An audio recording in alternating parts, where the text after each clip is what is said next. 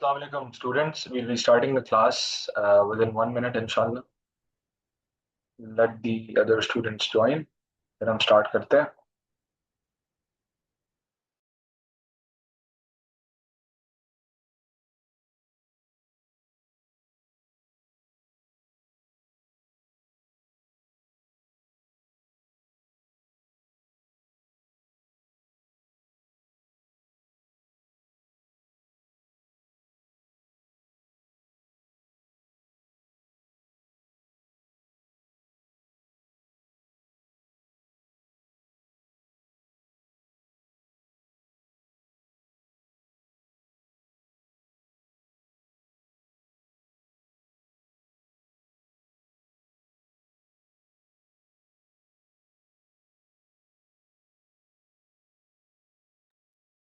ठीक है, class start करते हैं बच्चों. कल की क्लास में हम लोगों ने जो लास्ट टॉपिक पढ़ा था वो रेसिप्रोकल ग्राफ्स का था, जहां से मैंने आपको एसिम्प्टोट्स का कॉन्सेप्ट समझाना स्टार्ट किया था.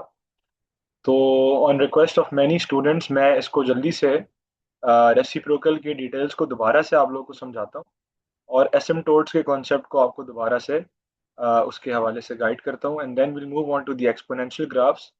Plus, I also had very many queries on the computing square method. तो कंप्लीटिंग स्क्वायर मेथड को भी मैं एक दफ़ा से दोबारा समझाऊंगा कि उसका टर्निंग पॉइंट कैसे निकालना है, कंप्लीटिंग स्क्वायर कैसे करना है. और आज की क्लास के जो लास्ट 10-15 मिनट्स होंगे वो मैं आईजीसीएसई के जो स्टूडेंट्स हैं उनके लिए, कि उनमें जो डेरिवेटिव का कॉन्सेप्ट है to find out the turning point, हम उसको इंशाल्लाह फोकस करेंगे in the last 10-15 minutes. So we'll start from the concept of reciprocal graphs again today. तो कल की क्लास में हम लोगों ने बच्चों ये पढ़ा था कि जो रेसिप्रोकल इक्वेशंस होती हैं उनकी जो जनरल फॉर्म है that is something like this: y is equal to a over x plus B plus C. Now please focus कि इसमें जो इंपॉर्टेंट चीजें हैं to look into is the x value. आपने इस पे गौर करना है. और ये जो c वैल्यू है और ये जो b वैल्यू, ये तीन चीजें इंपॉर्टेंट है. इसके अलावा इधर कोई मर्जी वैल्यू आ जाए उससे फर्क नहीं पड़ता. ये जो x होता है यहाँ पर, ये आपको बताता है कि आपका ग्राफ का बेसिक स्ट्रक्चर क्या होगा. Either the graph would be the 1/x का graph, either the graph would B -1/x का ग्राफ, और the graph would B 1/x² का ग्राफ. ठीक है, तो ये टोटल तीन किस्में हैं, तीन टाइप ऑफ आपके रेसिप्रोकल ग्राफ्स हैं. आप कह लें चार तरह के हैं. This is the first type. This is the second type.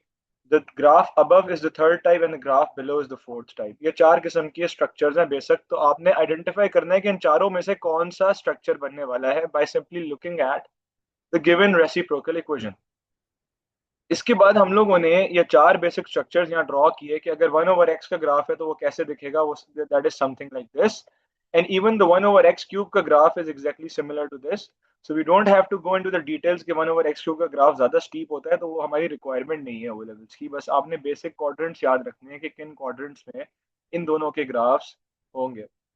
इसी तरह अगर इनके साथ माइनस साइन आ जाता है तो एक ऑपोजिट हो जाता है, वही सेम ग्राफ आपके ऑपोजिट क्वाड्रेंट में फिर बन जाता है. और सिमिलरली अगर 1/x² का ग्राफ आता है तो आपके दोनों ग्राफ्स हैं वो ऊपर पॉजिटिव क्वाड्रेंट्स में होते हैं. और सिमिलरली अगर इसके साथ माइनस लग जाए तो वो दोनों ग्राफ्स ऑपोजिट क्वाड्रेंट्स में आ जाते हैं. ये बेसिक स्ट्रक्चर है. यहाँ से फिर हम लोगों ने आइडेंटिफाई किया कि एसिम्टोट्स क्या चीज होती है. एसिम्टोट्स के लिए मैंने आप लोग को बताया कि आपके सिलेबस में दो तरह के एसिम्टोट्स हैं बस: vertical asymptote and horizontal asymptote. Vertical asymptote means a vertical line and horizontal asymptote means a horizontal line. और वो लाइन क्या होती है? एसिम्टोट की सिंपल डेफिनेशन है कि एसिम्टोट वो लाइन होती है जिसको your graph approaches but never meets. Your graph approaches but can never meet this line. इसका मतलब यह है कि if my graph is something like this graph will continue to go closer to the x axis, और जब तक ये infinite को पहुंचेगा तब तक ये एक्स एक्सिस को टच करेगा. लेकिन हमें पता है कि हमारे ग्राफ ने ना कभी इनफाइनाइट को पहुंचना है ना उसने कभी एक्स एक्सिस को टच करना है. So X axis in this case is one of your asymptote, and that is the horizontal asymptote for this graph, and the vertical asymptote for this specific graph is the y axis. यानी कि y axis को भी आपका graph कभी भी approach नहीं करने वाला. अच्छा, ये जो बेसिक इक्वेशंस हैं, 1/x, 1/x³ 1/x² and -1/x in this, इन सारी जो इक्वेशंस हैं इन सब के वर्टिकल और हॉरिजॉन्टल असिम्पटोट्स यही होते हैं, x equals to 0 line and y equals to 0 line, which means the y axis and the x axis. लेकिन आपके सिलेबस में रिक्वायरमेंट है इसको भी समझना कि अगर आपकी एक्सपोनेंशियल इक्वेशन बेसिक के बजाय उसमें थोड़ी सी एडवांस्ड इक्वेशन आ जाए, मतलब आपकी इक्वेशन इस फॉर्म में आ जाए, y is equal to a over something like this. Now, how we will identify the asymptotes and how we will sketch these type of graphs. कल हम लोगों ने बच्चों एग्जांपल पढ़ी थी, एक इक्वेशन थी उसमें लिखा हुआ था y is equal to 2 divided by x minus 1 and then plus 3. अब इस इक्वेशन को हमने कैसे ड्रॉ करना है ग्राफ पे, मैंने आपको बताया था इसका सबसे पहला स्टेप होता है कि आप इसके एसिम्पटोट्स को आइडेंटिफाई करें। इसके एसिम्पटोट्स को हम कैसे आइडेंटिफाई करते हैं? किसी भी रेसिप्रोकल इक्वेशन के दो एसिम्पटोट्स होंगे, एक हॉरिजॉन्टल एसिम्पटोट होगा और एक वर्टिकल एसिम्पटोट होगा। हॉरिजॉन्टल एसिम्पटोट की यूनिवर्सल फैक्ट है हमेशा equation in terms of y होगी, और वर्टिकल एसिम्पटोट्स की हमेशा equation in terms of x होगी। यानी कि वर्टिकल एसिम्पटोट का मतलब है इट्स अ वर्टिकल लाइन, और हमने कोऑर्डिनेट ज्योमेट्री में पढ़ा है कि वर्टिकल लाइंस की हमेशा equation x equals to a होती है, और हॉरिजॉन्टल लाइंस की इक्वेशन हमेशा y इक्वल्स टू b होती है, where a and b are the coordinates from where the y axis और the x axis cuts the point. मतलब जहां से वो लाइन, जैसे वर्टिकल लाइन है तो वो आपके ग्राफ पे जिस पॉइंट को कट करके गुजर रही है तो उसकी इक्वेशन x इक्वल्स टू 4 हो जाएगी। हॉरिजॉन्टल लाइन है, अगर वो ग्राफ को जिस पॉइंट पे कट करके गुजर रही है तो उसकी इक्वेशन लेट्स सपोज 5 है तो y इक्वल्स टू 5 हो जाएगी। तो ये कॉन्सेप्ट है। तो सिमिलरली ये आपके जो एसिम्पटोट्स हैं, जो हॉरिजॉन्टल एसिम्पटोट है वो y के टर्म्स में होगा और वर्टिकल एसिम्पटोट x के टर्म्स में होगा। अब हॉरिजॉन्टल एसिम्पटोट y इक्वल्स टू कौन सी वैल्यू होता है? तो आपको जो रेसिप्रोकल इक्वेशन दी जाती है उसमें जो कांस्टेंट वैल्यू लिखी होती है आगे ऐड होकर या सब्ट्रैक्ट होकर, जैसे यहाँ पर आपकी जो वैल्यू है दैट इज +3। तो in that case, give me 1 second. ठीक है। सो इन दैट केस जो आपका हॉरिजॉन्टल एसिम्पटोट होगा फॉर दिस गिवन इक्वेशन वो क्या होगा? वो y इज इक्वल टू 3 होगा, दिस वैल्यू। और जो वर्टिकल एसिम्पटोट होगा फॉर दिस स्पेसिफिक इक्वेशन वो क्या होगा बच्चों? वो x is equal to this value. Now we have -1 in the denominator, but over here we change the sign of that value. तो यहाँ पर मैंने जनरल फॉर्म यहाँ लिख दी थी कि x इज इक्वल टू, मैंने b नहीं लिखा हुआ, मैंने x is equal to -b लिखा हुआ। इसका मतलब ये है कि whatever the value of b is, you just change the sign. तो यहाँ पर -1 लिखा हुआ है x के साथ, you just simply change the sign and that would be your vertical asymptote. So once you've identified the asymptotes of a reciprocal equation, the second step is to identify the basic structure of the graph. यानी कि इस graph का जो basic structure है वो क्या होगा? क्या वो 1/x जैसा होगा, क्या वो 1/x² जैसा होगा, या वो -1/x जैसा होगा, या फिर -1/x² जैसा होगा? इन चारों में से कौन सा स्ट्रक्चर होगा? तो कैसे पता लगता है? आपने you have to search for a minus sign. Is there a minus sign in this equation? तो यहाँ पर कोई माइनस साइन मौजूद नहीं है, तो इसका मतलब है कि पॉजिटिव है x। दूसरा, x के ऊपर ना स्क्वायर है ना क्यूब है, विच मीन्स कि जो आपकी इक्वेशन है दैट वुड बी 1/x। जो आपका ग्राफ है वो 1/x जैसा स्ट्रक्चर रखेगा, यानी कि अगर ग्राफ ऐसे है तो आपका जो ग्राफ बनेगा वो इस क्वाड्रेंट और इस क्वाड्रेंट में बनने वाला है। द चेंज वुड, जो चेंजेस है वो क्या है? वो आपके अब असिम्पटोट्स हैं चेंजेस। आपने सबसे पहले बेसिक स्ट्रक्चर और एसिम्पटोट्स आइडेंटिफाई करने के बाद आपने इन एसिम्पटोट्स की इक्वेशन की हेल्प से इन लाइंस को ग्रिड पे सबसे पहले ड्रॉ करना है। लेट्स सपोज आपके पास एक ग्रिड है जो यहाँ पर ये ब्लैक लाइंस शो कर रही है, ये आपका ओरिजिनल ग्रिड है, the y axis and the x axis. What we do is we first of all draw the asymptotes. The vertical asymptote was at x equals to 1 and the horizontal asymptote is at y equals to 3 according to the equations above which we found from the given equation. Y equals to 3 है और x equals to 1 है, तो इनको हमने draw किया। एसिम्पटोट को draw करने के बाद अब आप लोगों को ये पता होना चाहिए कि जब एसिम्पटोट्स बन जाते हैं तो समझ जाएं इनको हम कहते हैं these are the new x's, these are the new y and x axis. तो जो समझे ऑरेंज लाइन के मुताबिक आपका ग्राफ क्या बनने वाला है? आपका ग्राफ कुछ इस तरह से बनने वाला है। हाँ, यहाँ पर कुछ बच्चे मुझसे क्वेश्चन करते हैं कि सर अगर मैं ये जो नीचे वाले डिनोमिनेटर में क्वाड्रेंट में ग्राफ बनाऊंगा तो अगर मेरा ग्राफ इधर से कट करके नीचे चला जाए या मेरा ग्राफ यहाँ से कट करके नीचे, हमें कैसे पता लगेगा कि उसका वाई इंटरसेप्ट क्या है? तो सिंपल है, to check the y intercept you simply plug in x equals to 0 To check the y-intercept, what we do is we simply plug in x equals to 0 x की जगह पर. तो आपकी value आ जाएगी 2/-1 + 3, which would be -2 + 3, and that would be equal to 1, which means that this graph cuts the y-axis at +1. इसका मतलब है आपका graph, instead of going from here, that graph would be cutting at 1 and then moving downwards, something like this. तो यहाँ से cut करके गुजरेगा. ये वैसे रिक्वायरमेंट आपके एग्जामिनर की नहीं होगी, लेकिन मैंने आपको और स्पेसिफाई करने के लिए बता दिया कि आप सिंपली वाई ये भी चेक कर सकते हैं कि ये ग्राफ ऊपर से गुजर रहा है या नीचे से गुजर रहा है, और सिंपली आपने उसका वाई इंटरसेप्ट चेक करना है. और वो कैसे चेक करना है? By simply putting x equals to 0 in your equation. इसके बाद मैंने आपको रेसिप्रोकल ग्राफ की एक और इक्वेशन दी, जिस इक्वेशन में आप देख सकते हैं कि डिनोमिनेटर में आपके पास x² -4 लिखा हुआ है. So instead of x, now you have a square equation in the denominator. So what we'll do is, step number 1 is to identify the asymptotes, the vertical asymptote and the horizontal asymptote. So in this case, the horizontal asymptote is obvious. That will be equal to y is equal to -2. The constant value over here is -2, और horizontal asymptotes हमेशा y equals to होते हैं, साथ में -2 आ जाएगा. Vertical asymptote के लिए हमें क्या करना पड़ेगा? क्योंकि यहाँ पर x स्क्वायर है, x होता तो हमारा आंसर होता है x is equal to 4, simple. लेकिन क्योंकि ये x स्क्वायर है, तो अब हम लिखेंगे x square is equal to 4, और फिर जब मैं x स्क्वायर का स्क्वायर रूट लूंगा तो x की वैल्यू आ जाएगी मेरे पास +-2, because square root of any value gives two answers, one positive one negative. तो इसका मतलब ये हुआ कि फॉर स्क्वायर वाली इक्वेशंस याद रखना आपके पास 2 के बजाय 3 असिम्प्टोट्स आएंगे. एक और हॉरिजॉन्टल असिम्प्टोट आएगा और 2 वर्टिकल असिम्प्टोट्स आएंगे. जब मैंने इस इक्वेशन को सॉल्व किया x² -4 वाली को, तो मेरे पास 2 आंसर्स आए. इसका मतलब है कि 2 वर्टिकल असिम्प्टोट्स बने, 2 and -2. Now once I have identified the 3 asymptotes, I'll draw them on the grid. Let's zoom it out. तो ये जो 3 asymptotes बने हुए हैं, एक बना हुआ है आपका y इक्वल्स टू -2, जो कहाँ पर है? जो इधर है. उसके बाद एक asymptote है x इज इक्वल्स टू 2, जो कहाँ पर है? जो इधर है. और एक asymptote है x इज इक्वल्स टू -2, जो कहाँ पर है? वो इधर है.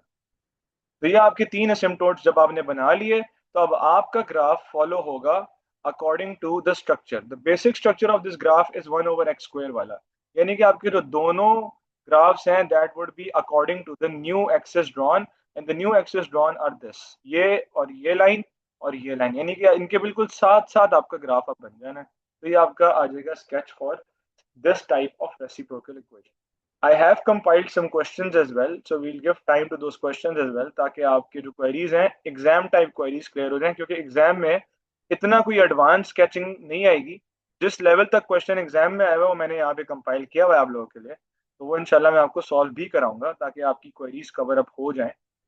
और ये देखें, ये आपके पास रेसिप्रोकल ग्राफ का सवाल आया हुआ है, लेटेस्ट पेपर्स में से है. तो we'll solve this once we're done with the exponential equation concept. Okay.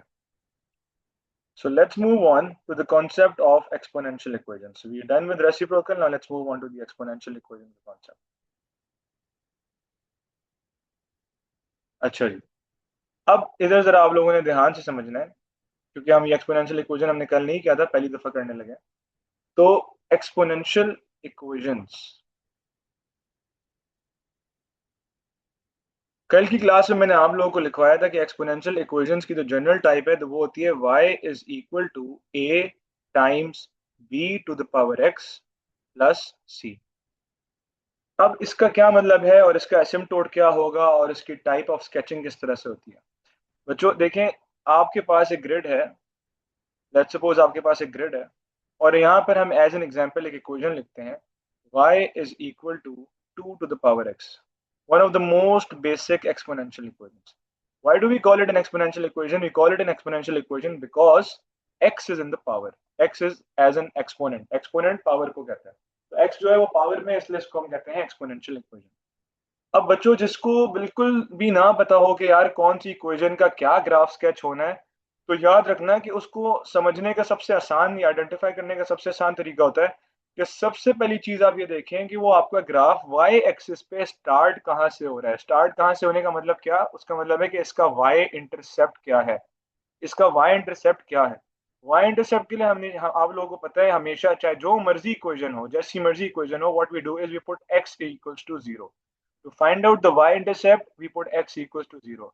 To find out the x-intercept, what we do is we put y equals to 0. तो ऑपोजिट है, ये आप लोगों ने याद रखना है, ये कोऑर्डिनेट ज्योमेट्री हो जो मर्जी हो, ये बहुत जरूरी इंपॉर्टेंट टूल्स है. तो putting x equals to 0 and putting y equals to 0. So first of all what we do is we put x equals to 0 to find out the y-intercept. अब मैं अगर इस इक्वेशन में x की जगह पर 0 प्लग इन करता हूँ तो इंडिसेस का लॉ है, आप लोग को पता होना चाहिए बाय दिस अभी तक, कि 2 की पावर 0 या any number to the power 0 is 1. Hence the value of y is equal to 1 when I plugged in x की जगह पे 0. यानी कि when x is 0 the value of y is equal to 1. इसका मतलब है 0 पे 1 है, मेरे पास पहला कोऑर्डिनेट आ गया. अब मैंने इसका ट्रेंड चेक करता हूँ. मैं यहाँ पर x की जगह पर 2 प्लग इन करता हूँ. मैं जब x की जगह पर 2 प्लग इन करूंगा तो 2 स्क्वायर बन जाएगा और मेरा आंसर आ जाएगा 4. तो when I plugged in 2 the answer I got was 4 which was a bit higher. जब मैं 3 प्लग इन करूंगा the answer would be more higher. This means कि मेरा ग्राफ एक्सपोनेंशियली इंक्रीज करता जा रहा है और करता जाएगा ऐसे करके. और जब मैं नेगेटिव एक्सिस की तरफ जाऊंगा तो ये ग्राफ मेरा जीरो को अप्रोच करेगा, लेकिन जीरो कभी भी नहीं होने वाला. The graph approaches to zero but is never equal to, but it never touches the x axis. It approaches to the x axis but it never touches the x axis. इसका मतलब ये हुआ कि जितनी भी एक्सपोनेंशियल इक्वेशंस होती हैं इनका एक ही एसिम्पटोट है, जो हमारे सिलेबस के मुताबिक जो हमने पढ़ना है एक ही एसिम्पटोट है, और वो है आपका हॉरिजॉन्टल एसिम्पटोट. इसका कोई वर्टिकल एसिम्पटोट नहीं होता, उसका एक ही हॉरिजॉन्टल एसिम्पटोट होता है. और हॉरिजॉन्टल एसिम्पटोट्स की इक्वेशन बच्चों, चाहे वो आपकी रेसिप्रोकल इक्वेशन हो चाहे वो एक्सपोनेंशियल इक्वेशन हो, y is equal to c ही रहती है. In this case, what is the value of c? Whatever the value is. अब इस इक्वेशन में c की वैल्यू क्या है, इसके आगे प्लस के बाद कुछ भी नहीं लिखा हुआ, यानी कि जीरो है. The value of c in this case is 0, which means that your horizontal asymptote is y is equal to 0. और y equals to 0 हम किसको कहते हैं? Obviously y equals to 0 x axis है. इस इक्वेशन में जो चेंजेस आ जाएंगी, c की जगह पर जो मर्जी नंबर आ जाएगा वो आपके हॉरिजॉन्टल एसिम्पटोट की इक्वेशन बन जाएगा.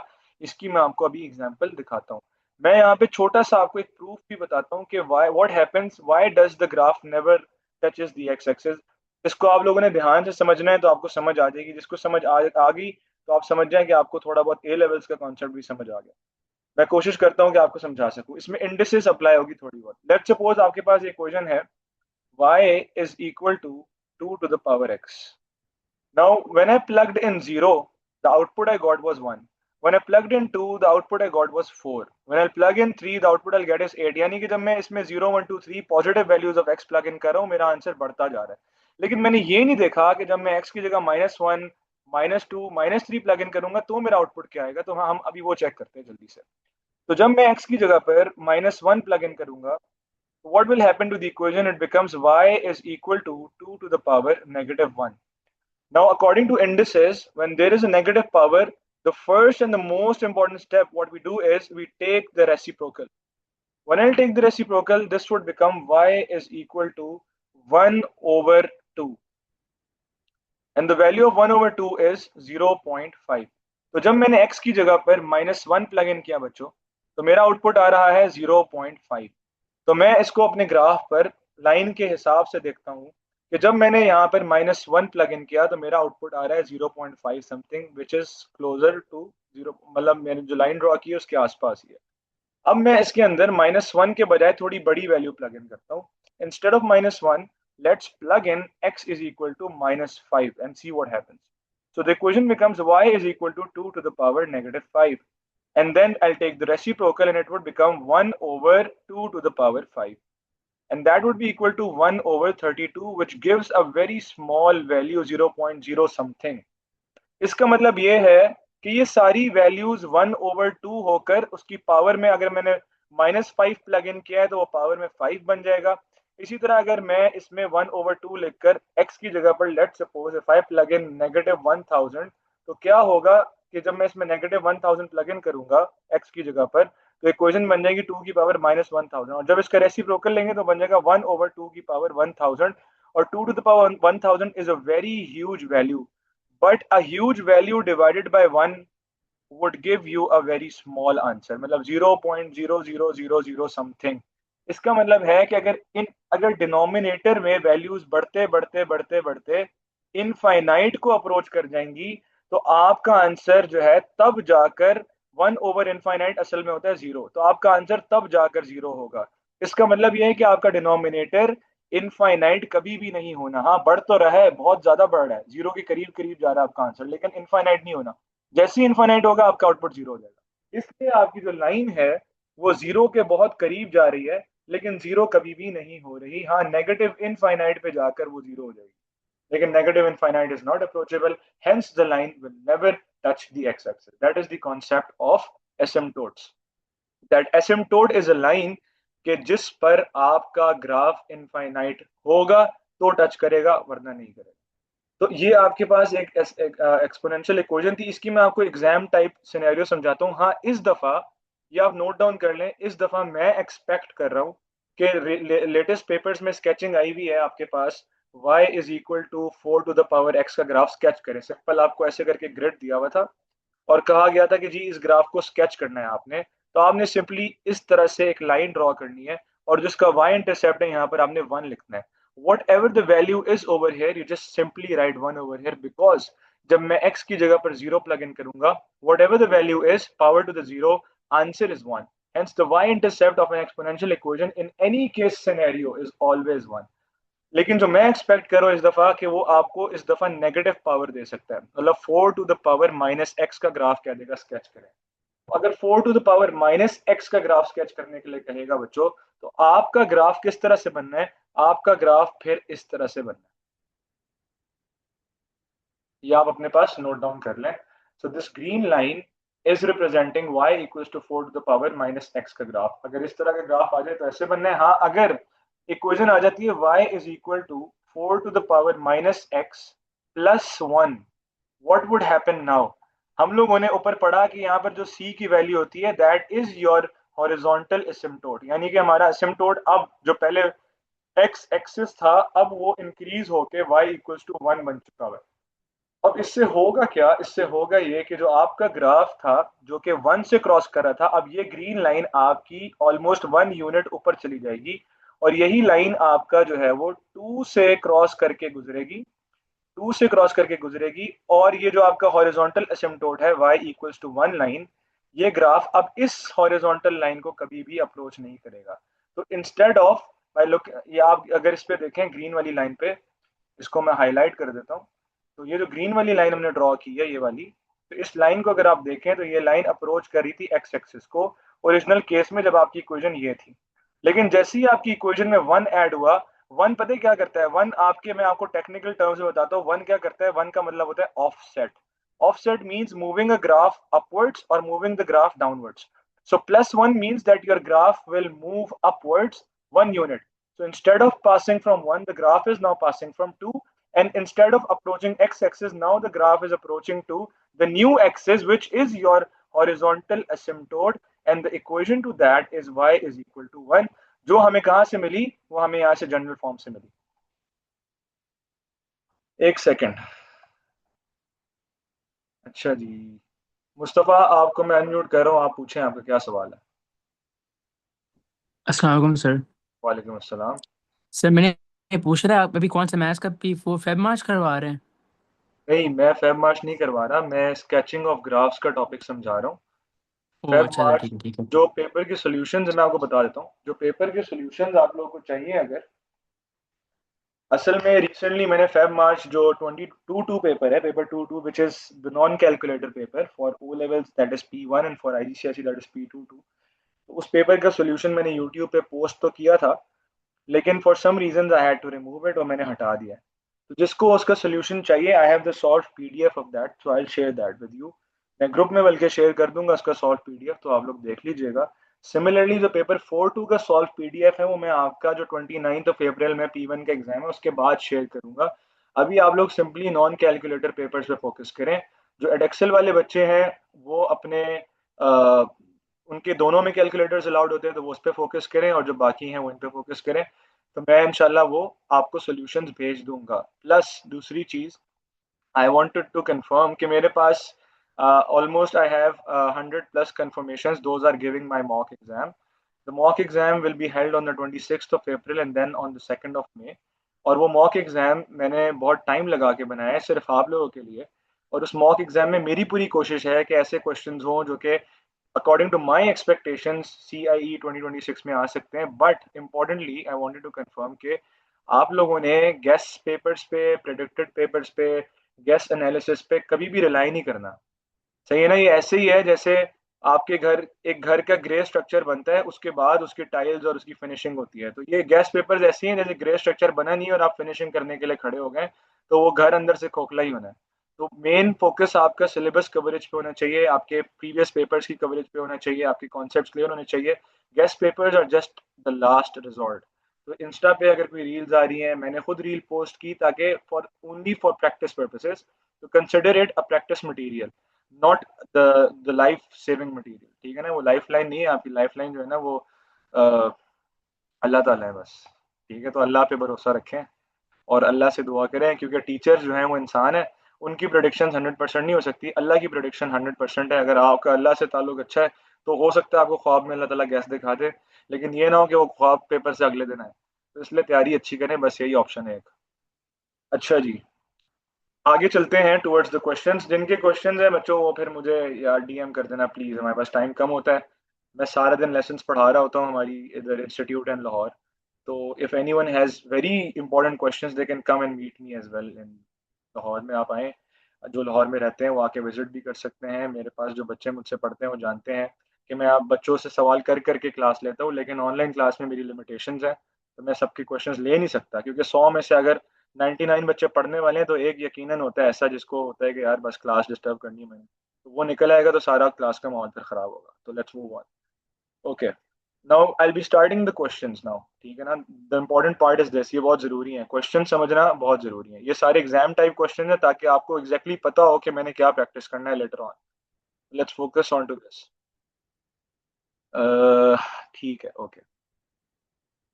सबसे पहला सवाल था इसमें कि आपने y equals to x minus 3 line sketch करनी थी, जो मैंने कल की क्लास में समझा दिया था।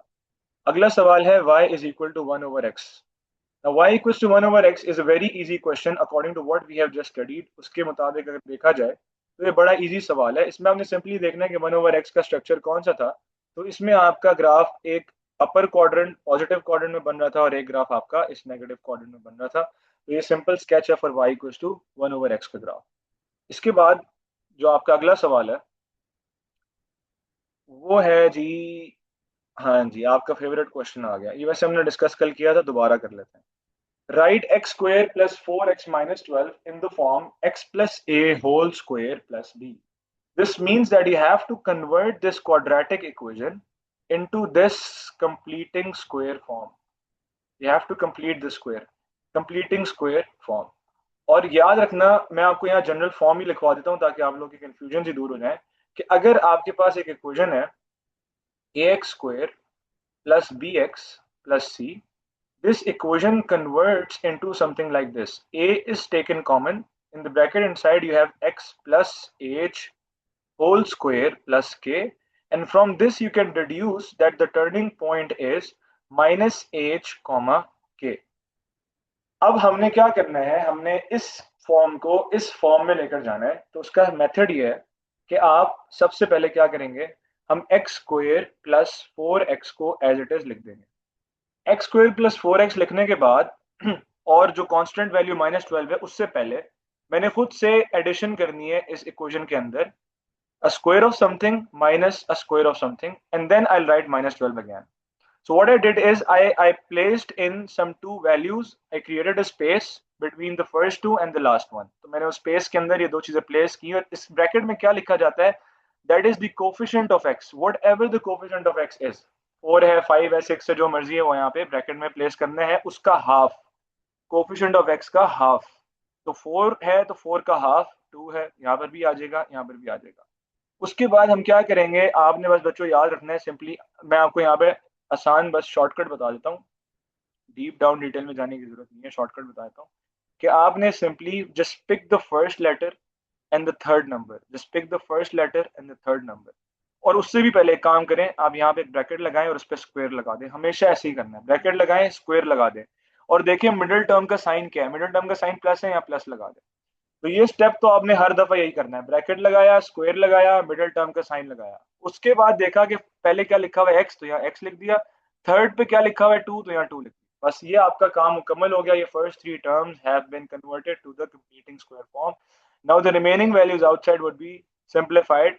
माइनस लिखेंगे, 2 is inside the bracket, remember this minus is always outside the bracket, it will remain minus, ये चेंज नहीं होता। 2 का स्क्वायर हो जाएगा 4 और फिर साथ में है -12, तो this value becomes x plus 2 whole square -16।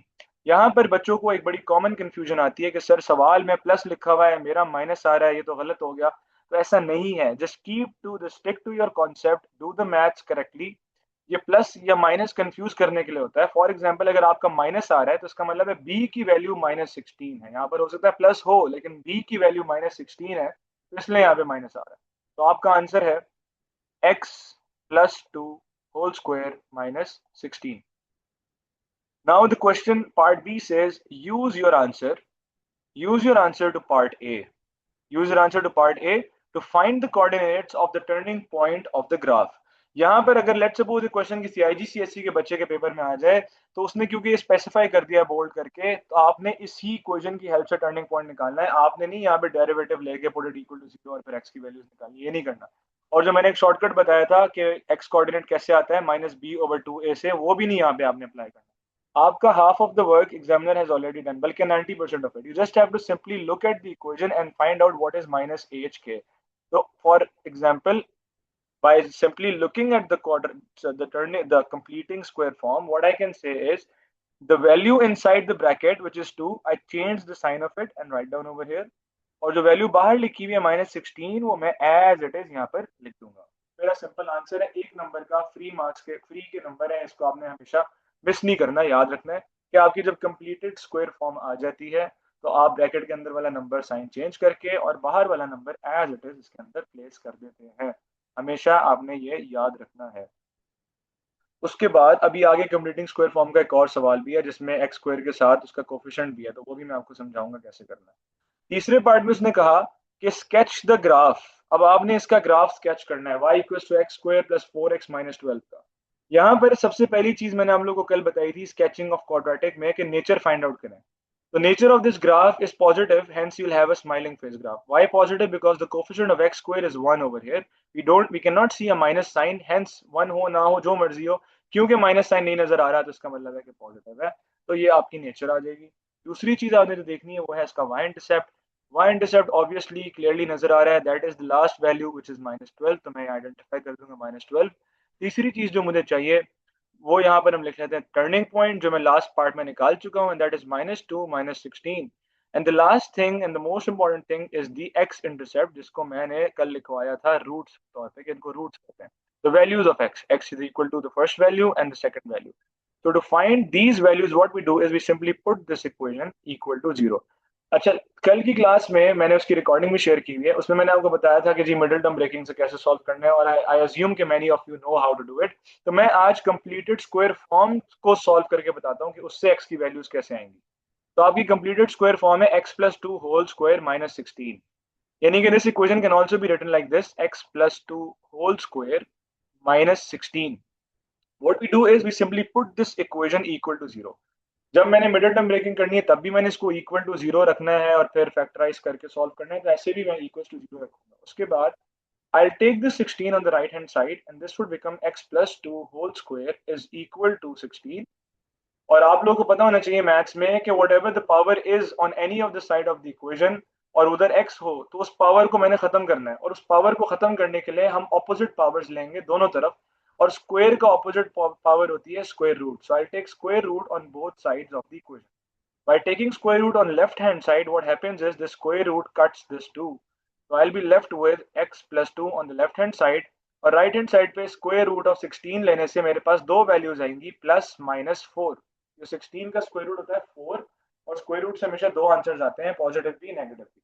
तो अब आपके पास दो इक्वेशंस बनेंगी, एक +4 के साथ और एक -4 के साथ। तो x plus 2 is equal to 4, this is the first equation, and the second one is x plus 2 is equal to -4. So from here I can find out that the value of x is 4 minus 2, which is equal to 2. And from here I can find out that the value of x is -4, and then 2 goes over there, becomes -2, -4 minus 2 is -6. तो एक value आगे 2, एक value आगे -6, तो मेरे roots आगे 2 and -6। So now I have all the four important elements to sketch a quadratic graph. अब मैं क्या करूंगा सबसे पहले I'll simply write down the roots, place in the roots. So x equals to 2 would be somewhere over here and minus 6 would be somewhere over here. Now I'll simply place in the y-intercept which is minus 12. तो मैं यहाँ पर नीचे करके अंदाजे से यहाँ पर आपको स्केल से बच्चों बैठ के वो सारी लाइनें लगाने की जरूरत नहीं है. Sketch means a rough sketch showing all the intercepts and a smooth curve. That's all what is needed. उसके बाद टर्निंग पॉइंट इज -2 एंड -16. तो इफ 2 इज ओवर हियर तो अंदाजे से मेरा -2 भी इसके आसपास होना चाहिए. और इस लाइन में सीधा जाके मैंने नीचे -12 से थोड़ा नीचे, क्योंकि मेरा टर्निंग पॉइंट 16 आ रहा है, -2 -16 आ रहा है, तो ऑब्वियसली -12 से थोड़ा नीचे होगा. तो यहाँ पे मैंने टर्निंग पॉइंट प्लेस किया. टर्निंग पॉइंट प्लेस करने के बाद मैं पेंसिल से थोड़ी लाइट करके एक स्ट्रेट लाइन ड्रॉ कर दूंगा ताकि मेरी ग्राफ की, मेरे कर्व की लाइन ऑफ सिमेट्री बन जाए. इसको कहते हैं लाइन ऑफ सिमेट्री. मैं आपको एक एडिशनल इंफॉर्मेशन दे देता हूँ, जो समझ गया तो उसको नोट डाउन कर ले कि किसी भी ग्राफ की, क्यूबिक क्वाड्रेटिक ग्राफ की लाइन ऑफ सिमेट्री की इक्वेशन होती है because this is a vertical line and passing from -2, passing from the x coordinate of the turning point, इसकी इक्वेशन है x is equal to -2. So this line is the line of symmetry of the graph. Just draw the right half of the graph on the right hand side and the left half of the graph on the left hand side. That this would be your sketch. यानी कि line -6 से गुजरनी चाहिए. अब इतना तो आप लोग समझ गए हैं. तो ये आपका ग्राफ का स्केच बन जाएगा मुकम्मल, और इसके आपको 4 out of 4 मार्क्स इजीली मिल सकते हैं. Now let's move on to the next question of this paper. The next question is question number 6 says ये कोऑर्डिनेट ज्योमेट्री का सवाल है लेकिन इसमें लाइन इक्वेशंस इन्वॉल्वड हैं, तो मैं इसलिए चाह रहा हूँ कि ये भी मैं आपको समझा दूं साथ साथ. Point A B and C are plotted. बच्चों मुझे सिर्फ 1 मिनट दें. यहाँ पर लाइट चली गई थी, वापस आ गई है, और मेरा एसी ऑटोमेटिकली ऑन नहीं होता, तो मैं 1 मिनट में ऑन करके आया बस.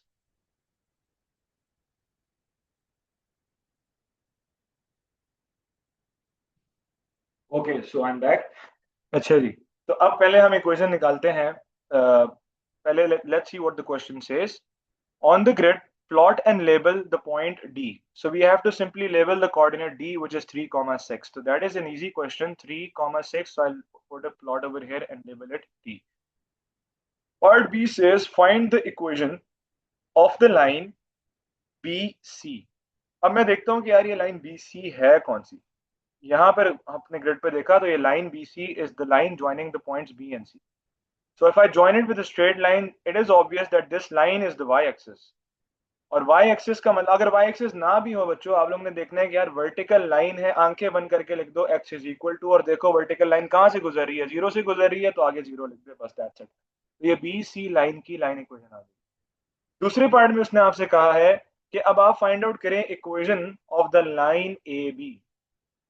मैं यहाँ पर आप लोग को दो मेथड्स बताता हूँ, एक इजी शॉर्टकट मेथड और एक बेसिक मेथड जो है ही है. बेसिक मेथड ये है कि आपको m चाहिए और आपको c चाहिए, because a line equation, a sloped line is always in the form y is equal to mx plus c. तो आपको c चाहिए. इट मींस कि you have to know the y intercept. What is c? c is the y intercept. तो y intercept वो जगह होती है जहां से आपकी लाइन y एक्सिस को कट करके गुजरती है, यानी कि आपकी लाइन y एक्सिस को यहाँ पे कट करके गुजर रही है पॉइंट 3 पे. तो इसका मतलब है the value of c is obviously visible by just looking at the graph, and that is 3. तो एक चीज तो मेरे पास आ गई, मेरे इक्वेशन में यहाँ पर 3 लिखा होगा, ये कंफर्म हो गया. दूसरी चीज है आपका gradient m.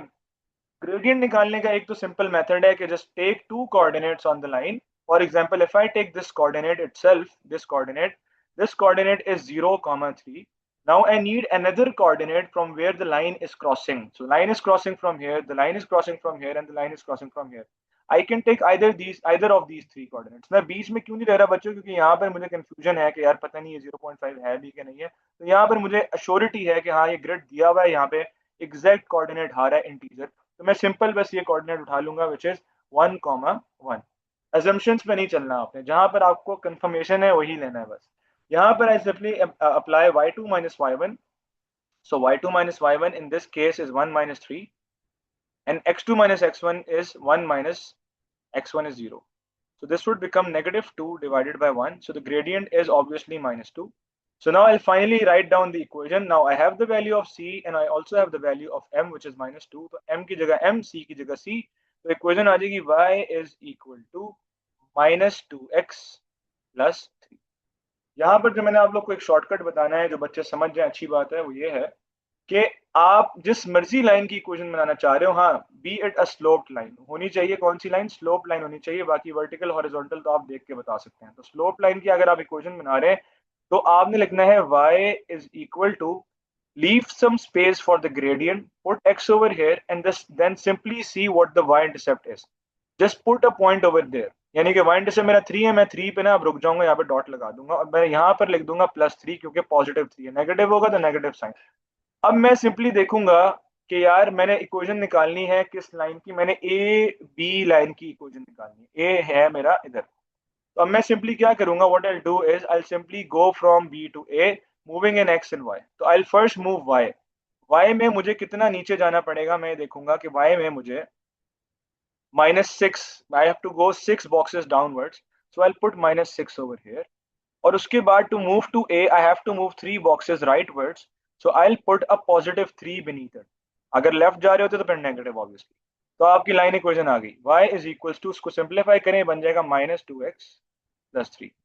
So that's how you can find a line equation. Now let's move on to the next question. The next question has always already been solved. ये क्यूबिक ग्राफ का था, स्केचिंग का सवाल, ये हमने कल की क्लास में किया था। जिसको नहीं समझ आया था वो रिकॉर्डिंग देख ले, फिर भी ना समझ आया हो तो वो मुझे मैसेज कर दे, मैं दोबारा समझा दूंगा, कोई मसला नहीं है। अब आपके पास सामने ग्राफ्स ऑफ फंक्शंस का एक सवाल है, ग्राफिकल सॉल्यूशंस भी इसको हम कह सकते हैं। ये भी मैंने इसमें जानबूझ कर डाला कि इसकी थोड़ी सी मैं आपको प्रैक्टिस करा दूं। तो यहाँ पर हम इसको जरा जल्दी से सॉल्व कर लेते हैं। In this question, because this question has been taken from the non-calculator papers, तो इस पे आपके पास ऑलमोस्ट एक ही वैल्यू खाली है, and that is at x is equal to -3. So what we need to do is we need to simply plug in x की जगह पर -3. So what I'll do is y is equal to -3 cubed -5 and then x की जगह पर again -3 and then +4। -3 का cube होता है -27, cube लेने से नेगेटिव साइन नहीं चेंज होता। -5 times -3 would be +15 then +4, so that would become -27 +19। तो आपका आंसर आ जाएगा नेगेटिव और 8। तो हम यहाँ पर लिख लेते हैं -3 पे आपकी वैल्यू आ रही है -8। So now the table has been completed. Now what I'll do is I'll simply plot the graph just by simply plotting the coordinates. तो -3 पे मेरी वैल्यू आ रही है -8। तो -3 पे -8 का मतलब है ये वैल्यू आ रही है यहाँ पर -3 -8। -2 gives us 6, so 1 2 3 4 5 6। -1 gives us 8, so 8 is somewhere over here। 0 gives us 4, so 1 2 3 4। उसके बाद 1 पे बच्चों आ रहा है 0, 2 पे आ रहा है 2 again, so 2 पे 1 2, and then 3 पे the value says 16, 11 12 13 14 15 16। Now once I have all the plots, what I have to do is I have to make a smooth graph। यहाँ पर मैं आपको एक टेक्निकल बात बताता हूँ जो कि बच्चे 90% ऑफ द टाइम्स ये एरर करते हैं कि वो स्मूथ ग्राफ बना रहे हैं, लेट्स सपोज। तो what they do is when they reach over here they draw a straight line to meet this point. हालांकि स्मूथ ग्राफ बनाते हुए आपने कर्व के मुताबिक चलना है। मैं यहाँ से अब नीचे जा रहा हूँ, let's suppose I am moving downwards. Now if I have to go upwards back, तो मेरा ये ग्राफ थोड़ा सा क्रॉस करेगा, नीचे जाएगा और फिर मूव करेगा अपवर्ड्स, और फिर आपका ग्राफ इस तरफ चला जाएगा। इसको एंड पॉइंट से थोड़ा सा ठीक कर लेते हैं, एक सेकंड में।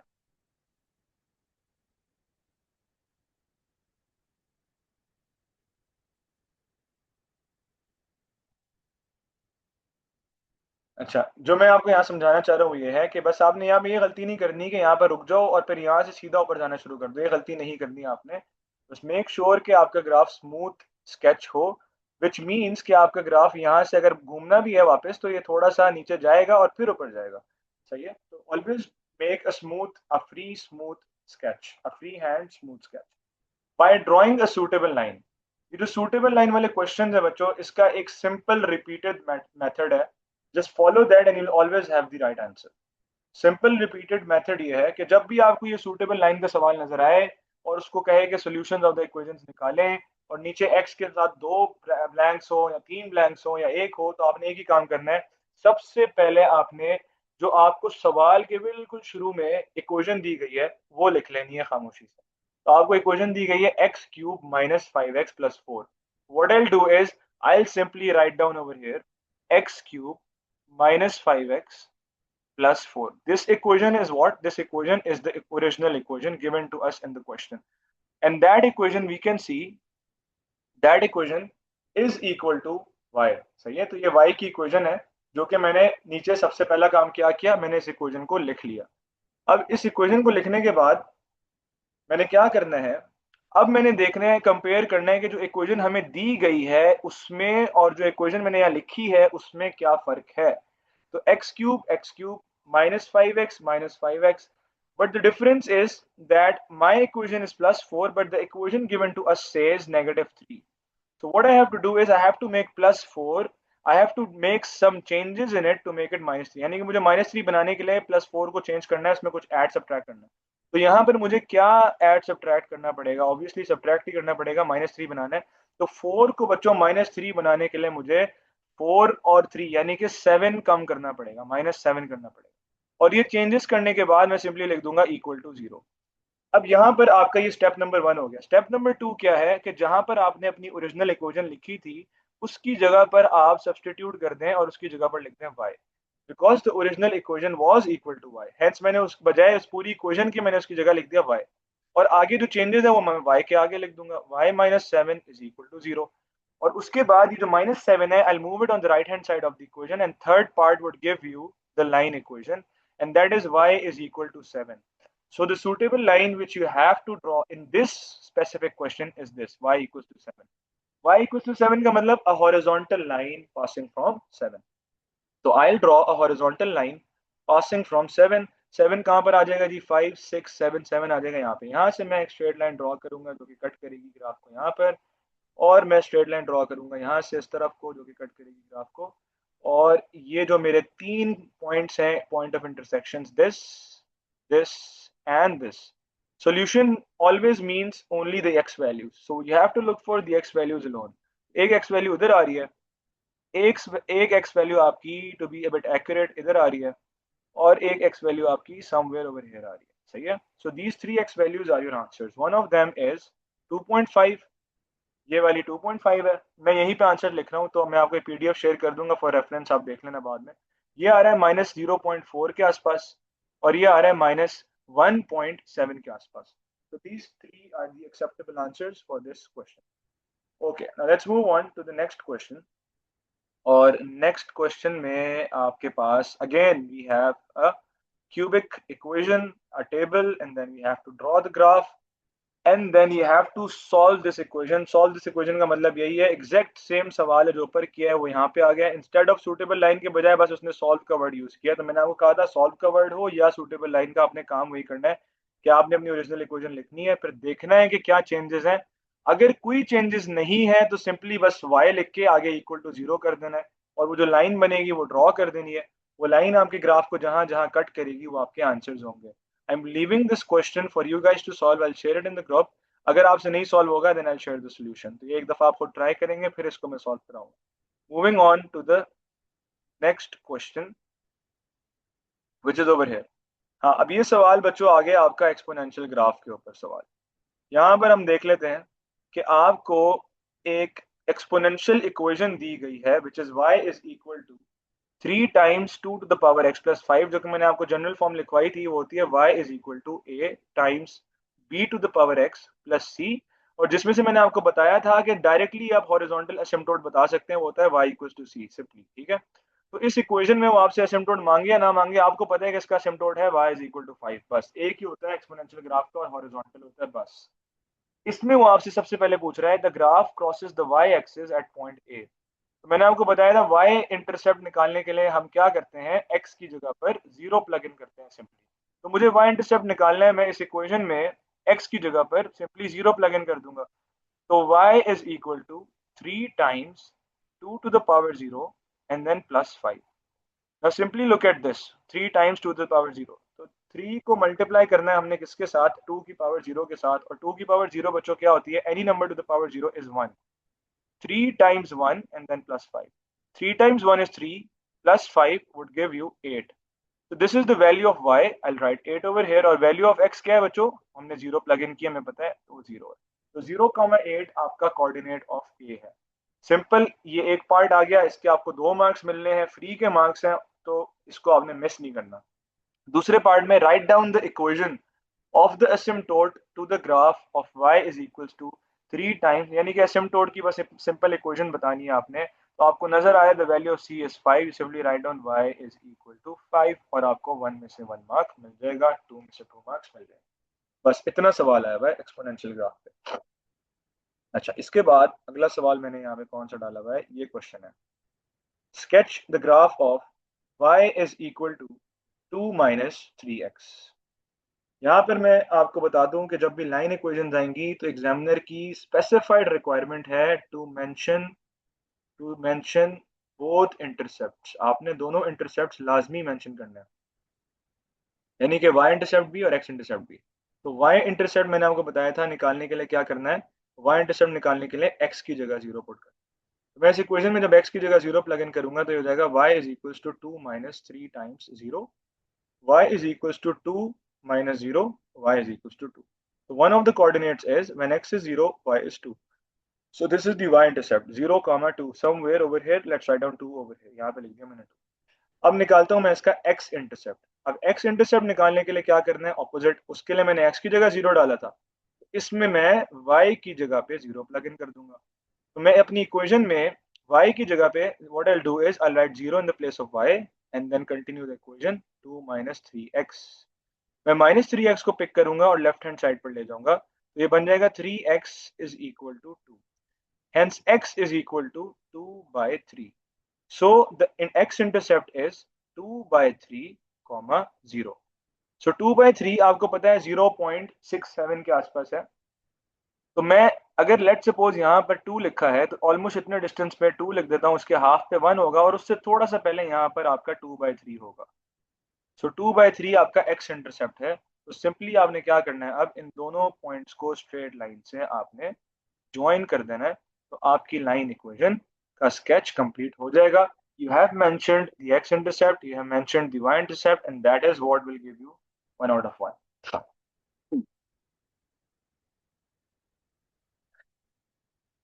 अच्छा, अब हमारे पास एक और सवाल आ गया है जिसमें आपको इस दफा क्वाड्रेटिक इक्वेशन दी गई है। One of the students may be is taking the class right now, I don't know, उसने मुझे ये भेजा था सवाल चैट में कि सर इस तरह की क्वाड्रेटिक इक्वेशन हो तो उसको कैसे हमने कंप्लीट स्क्वायर फॉर्म में चेंज करना है। तो यहाँ पर ये अब सॉल्व हो रहा है सोल्यूशन, अगर वो क्लास में नहीं है तो उसका लॉस। अच्छा जी, अब क्या करना है आपने इसमें, in the previous equation which we had the quadratic one, वहां पर आपने गौर किया होगा कि एक्स स्क्वायर जो था उसका कोई कोफिशिएंट नहीं था। इस केस में the problem is that we have a coefficient of x square, और कंप्लीटिंग स्क्वायर फॉर्म में ये आपकी शोर शॉर्ट इंपॉर्टेंट रूल है कि x has to be alone. तो ये एक्स स्क्वायर का कोफिशिएंट नहीं होना चाहिए।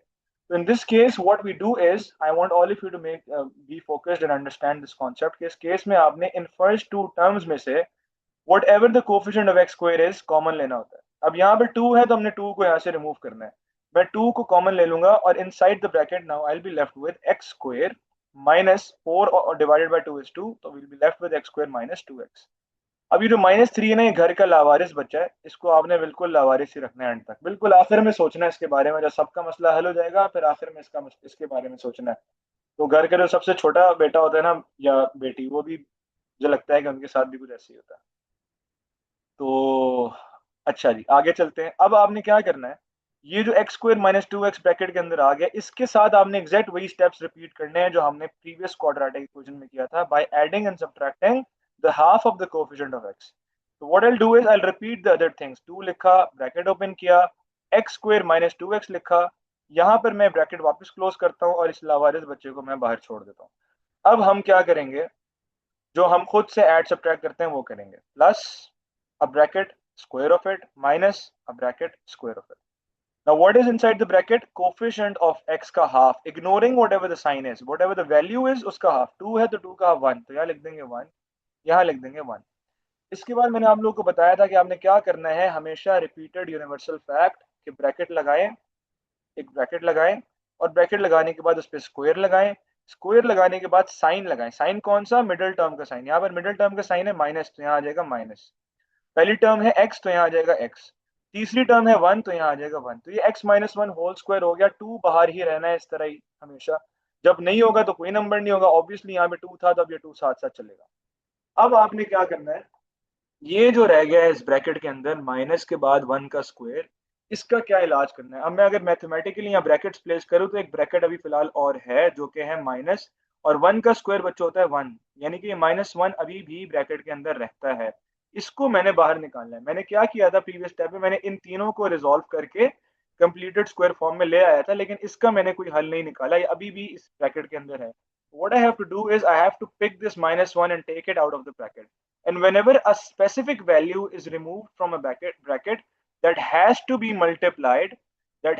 be multiplied, by the coefficient of the bracket, this is important. यानी कि मैं -1 बाहर डायरेक्टली नहीं निकाल सकता, मुझे इस -1 का टिकट पे करना पड़ेगा, और टिकट ये है कि मुझे इसको 2 से मल्टीप्लाई करना पड़ेगा। तो ये हो जाएगा 2। अब आपका x-1 whole square as it is आ जाएगा, और ये -1 क्योंकि अब बाहर आ गया 2 से मल्टीप्लाई होकर, ये बन जाएगा -2। बाहर जो लावारिस बच्चा है वो -3 ऐसे ही रहेगा। अब इसका हम हल निकालेंगे, बाकी सबके मसले हल हो गए, अब हम इसके बारे में सोचेंगे। तो ये आपकी फाइनल इक्वेशन आ जाएगी 2x-1 whole square -5। Now this is your final form, so for this you will get full marks. In the next part, cool baddie आप बाद में हाथ रेस करना या मुझे मैसेज कर दो प्लीज। अच्छा जी, नेक्स्ट पार्ट इज 2 बाहर है और x-1, अब ये कोई भी उल्टे सीधे नाम से आएगा मैं उसको क्लास से उस वक्त निकाल दूंगा, प्लीज तो फोकस करें, क्लास वैसे ही एंड होने वाली है। तो 2 बाहर है, x-1 होल स्क्वायर -5 आपका प्रीवियस पार्ट का आंसर है। अब पार्ट 2 में उसने मुझे कहा है कि जी आप अब स्केच करें ग्राफ को। स्केच करने के लिए अगेन वही 4 एलिमेंट्स हैं इंपॉर्टेंट जो मैंने आपको रिपीटेडली बता रहा हूँ। पहला है नेचर ऑफ द ग्राफ, तो इसकी नेचर क्या है, एक्स स्क्वायर का कोफिशिएंट 2 है, तो इसका मतलब है कि ये स्माइलिंग फेस होगा। Second is to find to just simply identify the y intercept. Zubair आप वाकई मुझे लगता है सीरियस स्टूडेंट हैं, बहुत सारे सवाल आपके हैं, तो आप मुझे सिंपली व्हाट्सएप पे मैसेज कर दें प्लीज, मैं आपके सारे सवालों का जवाब दूंगा, हमने टेंशन नहीं लेनी। वाई इंटरसेप्ट, वाई इंटरसेप्ट आपका यहाँ पे नजर आ रहा है विच इज -3।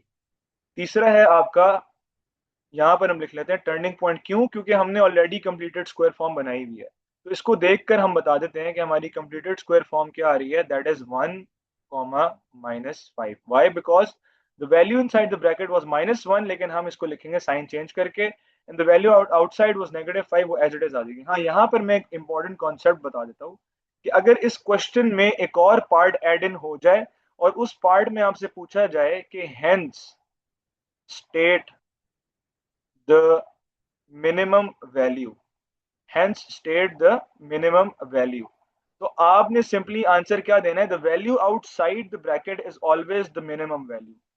अगर मैक्सिमम वैल्यू पूछा जाएगा तो ऑब्वियसली वो आपका ग्राफ भी मैक्सिमम नेचर वाला होगा, यहाँ पर माइनस होगा उस केस में, तो वो तब भी आपकी जो बाहर वैल्यू आ रही होगी, जो मर्जी वैल्यू आ रही होगी, वही आपका आंसर होगा, चाहे वो वैल्यू पॉजिटिव आ रही हो नेगेटिव आ रही हो, उससे फर्क नहीं पड़ता।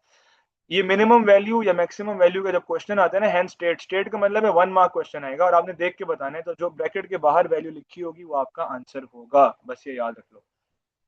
अच्छा, अब आगे चलते हैं, वापस कंटिन्यू। तो मैंने नेचर आइडेंटिफाई कर ली, वाई इंटरसेप्ट आइडेंटिफाई कर लिया, अब मैंने क्या करना है, अब मैंने सिंपली टर्निंग पॉइंट भी आ गया, अब मुझे रूट्स चाहिए।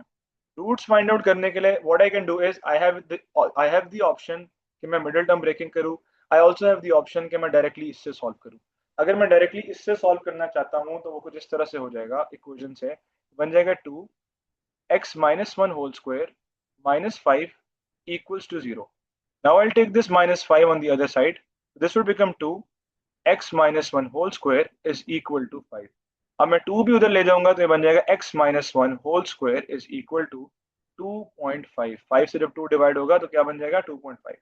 अब मैं क्या करूंगा, मैं लूंगा इसका स्क्वायर रूट, क्योंकि मुझे यहाँ से स्क्वायर खत्म करना है, दोनों तरफ स्क्वायर रूट, तो ये स्क्वायर खत्म, x-1 is equals to plus minus square root of 2.5. Now what I'm left with is x is equal to square root of 2.5 plus 1 and negative square root of 2.5 plus 1।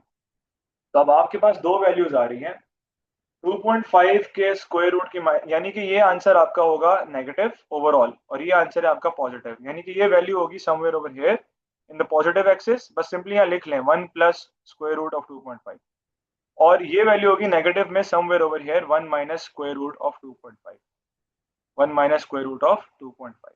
तो ये दो आपके roots हैं।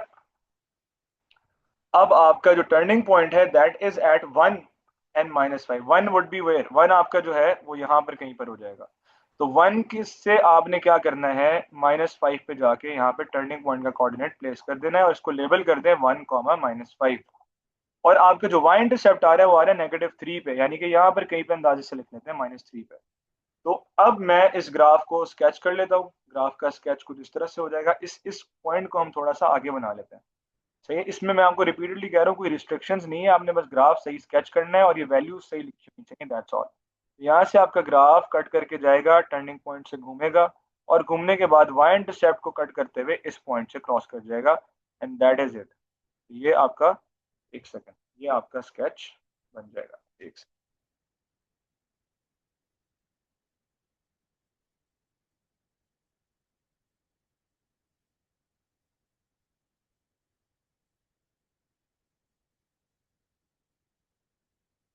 ठीक है। अच्छा जी, अगला question is on graphs of functions again. So I'll share this question with you guys to solve it on your own. And then we have these two important equations. The first one is cubic, and the second one is y is equal to 3 to the power x. अब ये जो cubic equation आ गई ना आपके सामने, ये थोड़ी सी बच्चों के लिए अनसीन है। आप लोगों ने पढ़े होते हैं दो तरह के, जो मैंने भी आपको पढ़ाया कल, कि एक ग्राफ आपका इस तरह से बनेगा और एक क्यूबिक ग्राफ आपका इस तरह से बनेगा। ये तब जब पॉजिटिव होगा कोफिशिएंट, और ये तब जब नेगेटिव होगा कोफिशिएंट किसका, एक्स क्यूब का। यहाँ पर मसला ये है कि एक्स क्यूब के साथ सिंपल एक कांस्टेंट वैल्यू है। एक और ग्राफ आप अपने नोट्स में ऐड करते हैं, जो कि होता है graph of basic y is equal to x cube. The basic graph of y is equal to x cube जो है ना, वो किस तरह से होगा बच्चों, जरा देख लो, नोट डाउन कर लो। कि अगर y is equal to x cube है पॉजिटिव, तो आपका ग्राफ नीचे से जाएगा, जीरो पे कट करेगा और ऐसे करके ऊपर चला जाएगा, बस दैट्स इट। और अगर आपका ग्राफ है y is equals to negative x cube का, then that graph would be obviously, ये जो हमने ऊपर ग्राफ बनाया एग्जैक्टली उसका ऑपोजिट। यानी कि आपके क्वाड्रेंट्स एग्जैक्टली ऑपोजिट हो जाएंगे। एक क्वाड्रेंट आपका ये वाला हो जाएगा और दूसरा क्वाड्रेंट आपका ये वाला हो जाएगा। तो ये दो ग्राफ्स आपने याद रखने हैं। अब इस केस में आपका जो y इंटरसेप्ट है वो आपके सामने लिखा हुआ है, वो है -3। अब इस केस में आपका y इंटरसेप्ट जीरो था, तो आप गौर करो आपका ग्राफ जीरो से गुजर रहा था। लेकिन जो आपको सवाल दिया गया है इसमें एक्स क्यूब के साथ -3 लिखा हुआ है, इसका मतलब आपका यही एग्जैक्ट ग्राफ बनना है इस स्ट्रक्चर का, लेकिन क्रॉस उसने होना है -3 से, बस दैट्स द ओनली डिफरेंस। और इसको मैं इस तरह से बनाऊंगा कि ग्राफ -3 को कट करेगा और यहाँ से ऊपर चला जाएगा। अब यहाँ पर एक और चीज है जो कि है एक्स इंटरसेप्ट, क्योंकि इसमें तो नहीं था, इसमें आ रहा है। तो एक्स इंटरसेप्ट निकालने के लिए आपने क्या करना होता है, एक्स क्यूब, मतलब y की जगह पर we put zero, x intercept के लिए we do y equal to zero. तो हम कर देंगे zero is equal to x cube -3, x cube is equal to 3। तो x is equal to cube root of 3। बस सिंपली यहाँ पर हम लिख लेंगे कि ये वैल्यू है क्यूब रूट ऑफ 3। और ये मैं सिर्फ आपको बता रहा हूँ डिस्क्रिमिनेटर के तौर पर। डिस्क्रिमिनेटर से मुराद है कि ये वो पॉइंट्स होते हैं जो आपको ए स्टार या डिस्टिंक्शन तक ले जा सकते हैं। ये रिक्वायरमेंट नहीं है फॉर दिस कैच, रिक्वायरमेंट सिर्फ वाई इंटरसेप्ट, दैट्स इट। ठीक है, क्योंकि उसने यहाँ पे क्या लिखा हुआ है कि show the value where each graph intersects the y axis only. क्यों? क्योंकि उसने इसलिए बताया क्योंकि उसको पता है कि यार बच्चे बेचारे ये नहीं निकाल सकेंगे। तो ये मैंने आपको बता दिया कि सिंपली y की जगह जीरो पुट करें, x की वैल्यू निकालें, तो वो आपका x इंटरसेप्ट होगा, जो कि क्यूब रूट ऑफ 3 आ रहा है इन दिस केस सिनेरियो। ये भी आप एड इन कर सकते हैं into your answers, because I remember when I gave the math exam, तो उसके बाद जो मार्क्स आए उसमें मेरे P1 और P2 वो लेवल्स का एग्जाम था। 2015 का एग्जाम है, आप 16 का, जो 2016 का एग्जाम है, आप देख भी सकते हैं, मई जून का। उसमें मेरे दोनों पेपर्स में फुल मार्क्स थे, बट मेरी डिस्टिंक्शन अनफॉर्चुनेटली नहीं हुई। तो मुझे लगता है शायद यही वजह होगी कि और बच्चे हैं जिन्होंने कोई स्पेशल आंसर लिख कर आए हैं या कोई कोट लिखाए होंगे एग्जामिनर के लिए शायद। तो अच्छा, दूसरी इक्वेशन आ गई y इज इक्वल टू 3 की पावर x। जैसे कि मैंने आपको बताया था y इक्वल टू 4 की पावर x आ जाए, 2 की पावर x आ जाए, जो मर्जी इक्वेशन आ जाए, ये है एक्सपोनेंशियल ग्राफ। एक्सपोनेंशियल ग्राफ का मतलब ये आपके y एक्सिस को कट करेंगे 1 पर, यहाँ से ग्राफ जाएंगे ऊपर और पीछे से ये ग्राफ आपके x एक्सिस को अप्रोच करेंगे, लेकिन कभी भी पहुंचेंगे नहीं। हाँ, इस दफा जो मैं एक्सपेक्ट कर रहा हूँ बच्चों, मैं आपको बार बार कह रहा हूँ कि -x आ सकता है। तो सिंपली होगा यही सेम, 1 से ही गुजरेगा, लेकिन ऊपर से नीचे आ रहा होगा। और अगर उसी ग्राफ के आगे -2 या +1 +2 जो मर्जी आ जाए, तो उसमें क्या चेंजेस होंगी ये समझ लें। लेट्स सपोज -2 ये ग्राफ बनाने के लिए आ जाए, 3 की पावर x-2, मतलब 3 की पावर -x-2। तो आपने क्या करना है, ये अब -2 जो है असल में आपका हॉरिजॉन्टल एसिम्प्टोट है। तो अब आपने y इज इक्वल टू -2 पे एक हॉरिजॉन्टल लाइन ड्रॉ करनी है। तो जो ग्राफ पहले आपका x एक्सिस को अप्रोच नहीं कर पा रहा था, अब वो ग्राफ आपका इस स्पेसिफिक लाइन को अप्रोच नहीं करेगा। और जो ग्राफ आपका पहले 1 से क्रॉस कर रहा था, अब वो 1 से कितना नीचे चला जाएगा, वो 1 से -2 नीचे चला जाएगा। यानी कि अब आपका ग्राफ 1 के बजाय अगर अब मैं -2 करूं तो -1 से क्रॉस करेगा। So the new graph would look something like this: a graph coming from upwards, cutting at -1 and approaching this line and going straight. So the equation, the sketch to this graph is something like this. ये आपका है axis, x axis, और ये है आपका y axis. ठीक हो गया। अच्छा जी, questions in my DM WhatsApp please. Thank you. अच्छा, so we have another graphs of function का सवाल। ये भी मैं आप लोग के लिए फिलहाल छोड़ना चाह रहा हूँ, करूंगा मैं सारी, लेकिन आप लोग के लिए छोड़ रहा हूँ। उसके बाद है ड्रॉ द ग्राफ ऑफ, अच्छा लाइन स्केच करने का एक क्वेश्चन आ गया आपके सामने। मैंने आपको गिवन लाइन की इक्वेशन बनाना बताई थी, अब लाइन स्केच कैसे करनी है। y is equals to 2x-1। मैं आपको एक सिंपल शॉर्टकट बताता हूँ। आपने क्या करना है, आपने सिंपली -1, इसका y इंटरसेप्ट आपको नजर आ रहा है, आपने जाना है -1 पे, put a dot over here, just move to -1 and then stay over here. उसके बाद हमने देखना है what is the gradient. The gradient is 2/1। When the value is 2, it means the gradient is 2/1। So 2 means rise and 1 means run. Rise means the vertical height going upwards or downwards, and run means going right or left. So if 2 is positive, अब हम इस point से -1 से 2 ऊपर चले जाएंगे, और उसके बाद x है 1 और पॉजिटिव, तो हम यहाँ से एक राइट चले जाएंगे बस। ये जहां हम पहुंचेंगे, मैं यहाँ पर एक पॉइंट प्लेस कर दूंगा और मैं इन दोनों पॉइंट्स को एक स्ट्रेट लाइन से सिंपली ज्वाइन कर दूंगा। तो ये मेरी लाइन बन गई। That's it, just extended on both ends.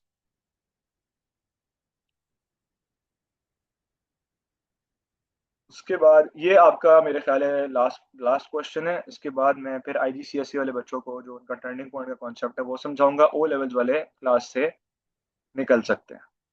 अच्छा, यहाँ पर आपको बच्चों गौर करो, ये एक ग्राफ गिवन है। अब without looking at the grid, मैं आप लोगों से रिक्वेस्ट करूंगा कि बाय जो मैंने आपको नोट्स बताए हैं उनकी हेल्प से टेक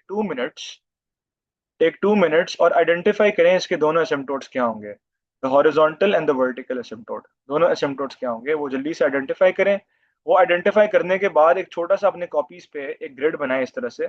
और ग्रिड बनाने के बाद ये जो आप लोगों ने दो एसिम्प्टोट्स आइडेंटिफाई कर लिए होंगे, उनकी हॉरिजॉन्टल और वर्टिकल लाइन ड्रॉ करें with different colour, and then just look at the basic structure of the graph and draw the graph quickly. Just take 2 minutes and then मैं आपको यहाँ पे ग्राफ बनाता हूँ और ये क्वेश्चन पूरा कराता हूँ। Just take 2 minutes. Mohammad Daniyal Javed, मुझे व्हाट्सएप में मैसेज करो।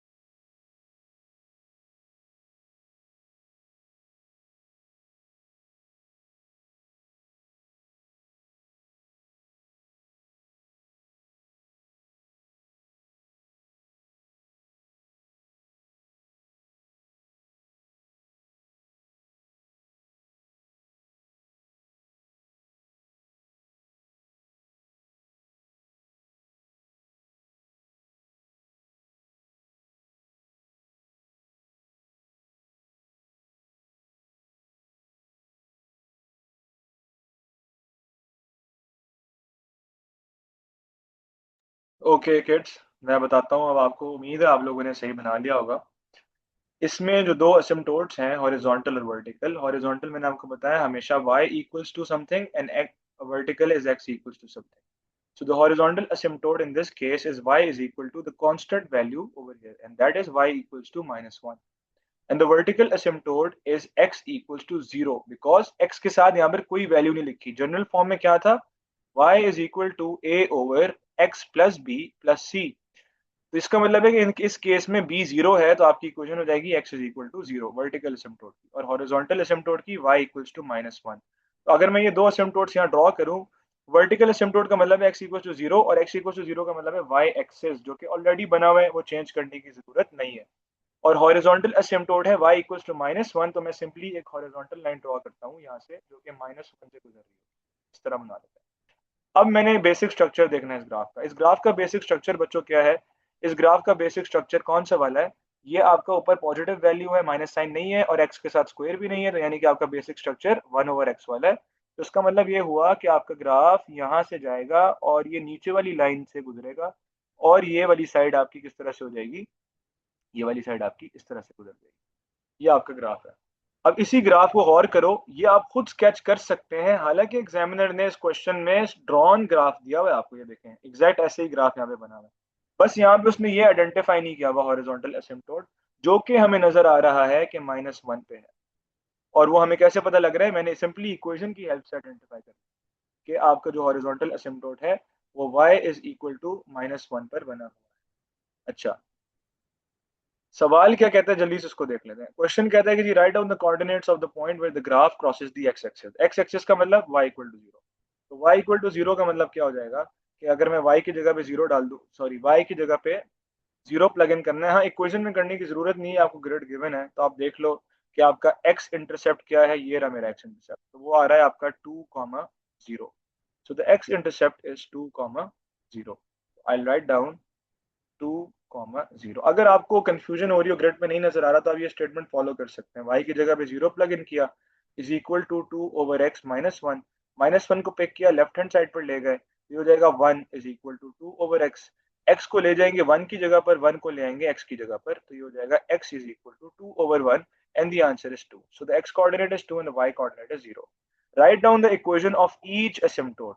ईच एसिम्प्टोट उसने क्यों कहा? एक्सपोनेंशियल वाले सवाल में उसने एक ही एसिम्प्टोट की इक्वेशन मांगी और एक नंबर का क्वेश्चन था, क्योंकि उसमें एक ही होता है और उसका आंसर था y इक्वल्स टू 5. इसमें दो एसिम्प्टोट्स हैं, इसलिए उसने कहा ईच एसिम्प्टोट, जो कि मैं सवाल से पहले ही हम बच्चों आइडेंटिफाई कर चुके हैं कि इसका एक एसिम्प्टोट है आपका by looking at the equation, because x के साथ कुछ नहीं लिखा हुआ, तो वो हो जाएगा आपका x इज इक्वल टू 0. और एक एसिम्प्टोट है आपका the constant value which is -1 with y is equal to -1. आप यहाँ लिख भी दें कि ये हॉरिजॉन्टल एसिम्प्टोट है और यहाँ लिख दें कि ये वर्टिकल एसिम्प्टोट. बस वैसे ही एग्जामिनर के आगे x डालने के लिए भी लिख सकते हैं. एक बच्चे ने मुझे मैसेज किया अभी, दानियाल जावेद नाम था, कि सर 3 की पावर x वाला जो सवाल है वो सॉल्व करा दे. मैं इस लास्ट पार्ट को समझाने के बाद उस पर आता हूँ. लास्ट पार्ट में उसने आपको कहा कि by drawing a suitable straight line. So the suitable line का जैसे ही वर्ड आ जाएगा बच्चों, आपने मेरी वही बात याद रखनी है कि आपने सबसे पहले वो इक्वेशन लिखनी है जो सवाल के ऊपर दी हुई है, और वो इस केस में है 2/x -1. ये इक्वेशन दी गई है. ये इक्वेशन लिखने के बाद आपने देखना है कि आपको क्या इक्वेशन दी हुई है और हमारी इक्वेशन में क्या नहीं है. तो इस इक्वेशन में 2/x है, इस इक्वेशन में भी 2/x है, इसमें -1 है, इसमें भी -1 है, लेकिन -x नहीं है, तो मैं यहाँ पर खुद से -x को ऐड कर दूंगा and then once my changes have completed I will put that equal to 0. और जहां पर मैंने स्टेप नंबर 2 किया था कि जहां पर मैंने ऊपर वाली इक्वेशन उतार के लिखी थी, उस पूरी इक्वेशन की जगह पर I simply write down y, और उसके बाद जो आगे चेंजेस हैं that was -x equal to 0, and then I'll take this x on the right hand side and this would become y is equal to x. This is the suitable line which I have to draw on the grid. y equals to x line बच्चों बड़ी simple होती है, इसमें coordinates आ रहे होते हैं 0 0 1 1 2 2, यानी कि y और x कोऑर्डिनेट दोनों सेम होंगे, x और y. तो 0 0 1 1 2 2, तो इसको सिंपली बगैर टाइम जाया किए हुए ग्रिड पे जाएं, प्लॉट करें. 0 0 एंड 1 1 मींस दिस. तो इसको मैं एक स्ट्रेट लाइन से ड्रॉ करता हूँ, यहाँ पर मेरी एक स्ट्रेट लाइन बन जाएगी. इसको मैं पीछे से यहाँ से एक्सटेंड कर देता हूँ, तो यहाँ पर मेरी एक स्ट्रेट लाइन बन जाएगी.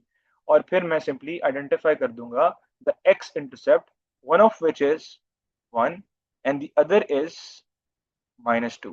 सो the two answers, two values to this part is, part ही गायब हो गया, आ गया. तो वो एक आ रहा है G1 और एक आ रहा है जी -2। तो ये इसके आंसर्स हैं। आखिरी चीज़ फिर हम IGCSE वाले जो बच्चे हैं कल से मुझे कह रहे हैं सर वो बता दें, तो हम फिर उनकी भी फरियाद सुन लेंगे। तो उससे पहले मैं आपको y = 3 to the power x वाला जल्दी से समझा देता हूँ दोबारा, और अगर माइनस आ जाए तो क्या करना है वो भी बता देता हूँ। अगर आपका ग्राफ बच्चों इक्वेशन आती है y is equal to, let's enlarge the size, y is equal to 3 to the power x, और आपके पास है ग्रिड, ग्राफ का ग्रिड इस तरह से, तो आपने बस बच्चों सिंपली याद रखना है कि ये एक्सपोनेंशियल इक्वेशन है क्योंकि x is in the power, number one. N exponential equations का ग्राफ हमेशा ऐसे करके ऊपर को जा रहा होता है, और क्रॉस कहाँ से करता है, 1 से करता है, चाहे यहाँ 3 हो, 5 हो, 6 हो, 1 हो, 2 हो, जो मर्जी वैल्यू उस पर गुजरना 1 से। उसकी वजह यह है कि हम y इंटरसेप्ट के लिए x की जगह पर 0 प्लग इन करते हैं हमेशा, और जब एक्सपोनेंट में x की जगह पर 0 आता है, whatever the value is over here, either it be a negative or a positive value, the output is always 1. So the exponential graph will always pass from 1. That is the universal rule. And because x is positive, this graph will go upwards, and then from the back side downwards. And if this was a negative power of x, होता तब भी 1 से ही, लेकिन अब वो graph बजाय इसके कि यहाँ से ऊपर को जाता, वो बैक साइड से आएगा नीचे को, और वो क्रॉस करता हुआ आपका इस एक्सिस को अप्रोच करेगा। बस दैट्स द ओनली डिफरेंस। यहाँ पर मैंने आपको बताया था कि अगर कोई चीज़ ऐड या सब्ट्रैक्ट हो रही हो तो उसका मतलब यही होता है कि आपका ये अब नया y एक्सिस अब आपका चेंज हो गया, सॉरी x एक्सिस अब आपका चेंज हो गया। अगर यहाँ +5 लिखा है तो यही ग्राफ जो 1 से गुजर रहा था, ये वाला, सॉरी ये नेगेटिव वाला, यही ग्राफ 1 से अब 5 यूनिट्स ऊपर चला जाएगा, यानी कि यही ग्राफ अब आपका 6 से क्रॉस करेगा, और न्यू आपका जो न्यू एसिम्टोट है वो अब क्या हो गया है, y is equal to 5 line, and that y is equal to 5 line would be somewhere over here, and the graph would be something like this। इस तरह से आपका ग्राफ बन जाएगा। अगर आपकी इक्वेशन होती, मैं यहाँ पे लिख देता हूँ, अगर आपकी इक्वेशन होती y is equal to 3 to the power -x plus 5, अगर ये इक्वेशन होती तो वही सारा कुछ होता है, बस 5 यूनिट्स ऊपर मूव कर जाएगा। अगर -2 होगा 2 यूनिट्स नीचे मूव कर जाएगा। That's the only difference. Okay, so the O-level ones can leave, the IGCSE ones can remain, so that I could know कि IGCSE वाले कितने हैं और O levels वाले छोड़ सकते हैं, क्योंकि आगे जो मैं बातें बताने लगा हूँ वो सिर्फ IGCSE वालों के लिए ज़रूरी है, आपके लिए नहीं है। तो ना ही सुने तो बेहतर है, अपने कानों को सेव करें मैथ्स सुनने से और कंफ्यूज होने से। Thank you. चलिए 30 स्टूडेंट्स रह गए, 29 रह गए।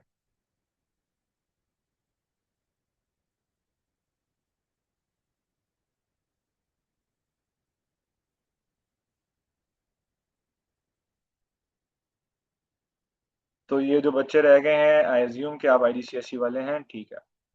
अच्छा, यहाँ पर बच्चों IGCSE में जो इम्पोर्टेंट कॉन्सेप्ट है वो ये है कि आपसे क्वेश्चन किया जाएगा जहाँ पर डेरिवेटिव का कॉन्सेप्ट अप्लाई हो रहा है, मैं आपको वो समझा देता हूँ। तो जो डेरिवेटिव का कॉन्सेप्ट जहाँ जहाँ अप्लाई होता है वो ज़रा ध्यान से आप लोग समझ लें। अच्छा, इसका साइज चेंज करते हैं यहाँ पे जल्दी से। Okay, so what is the concept of derivative, ये याद रखना है।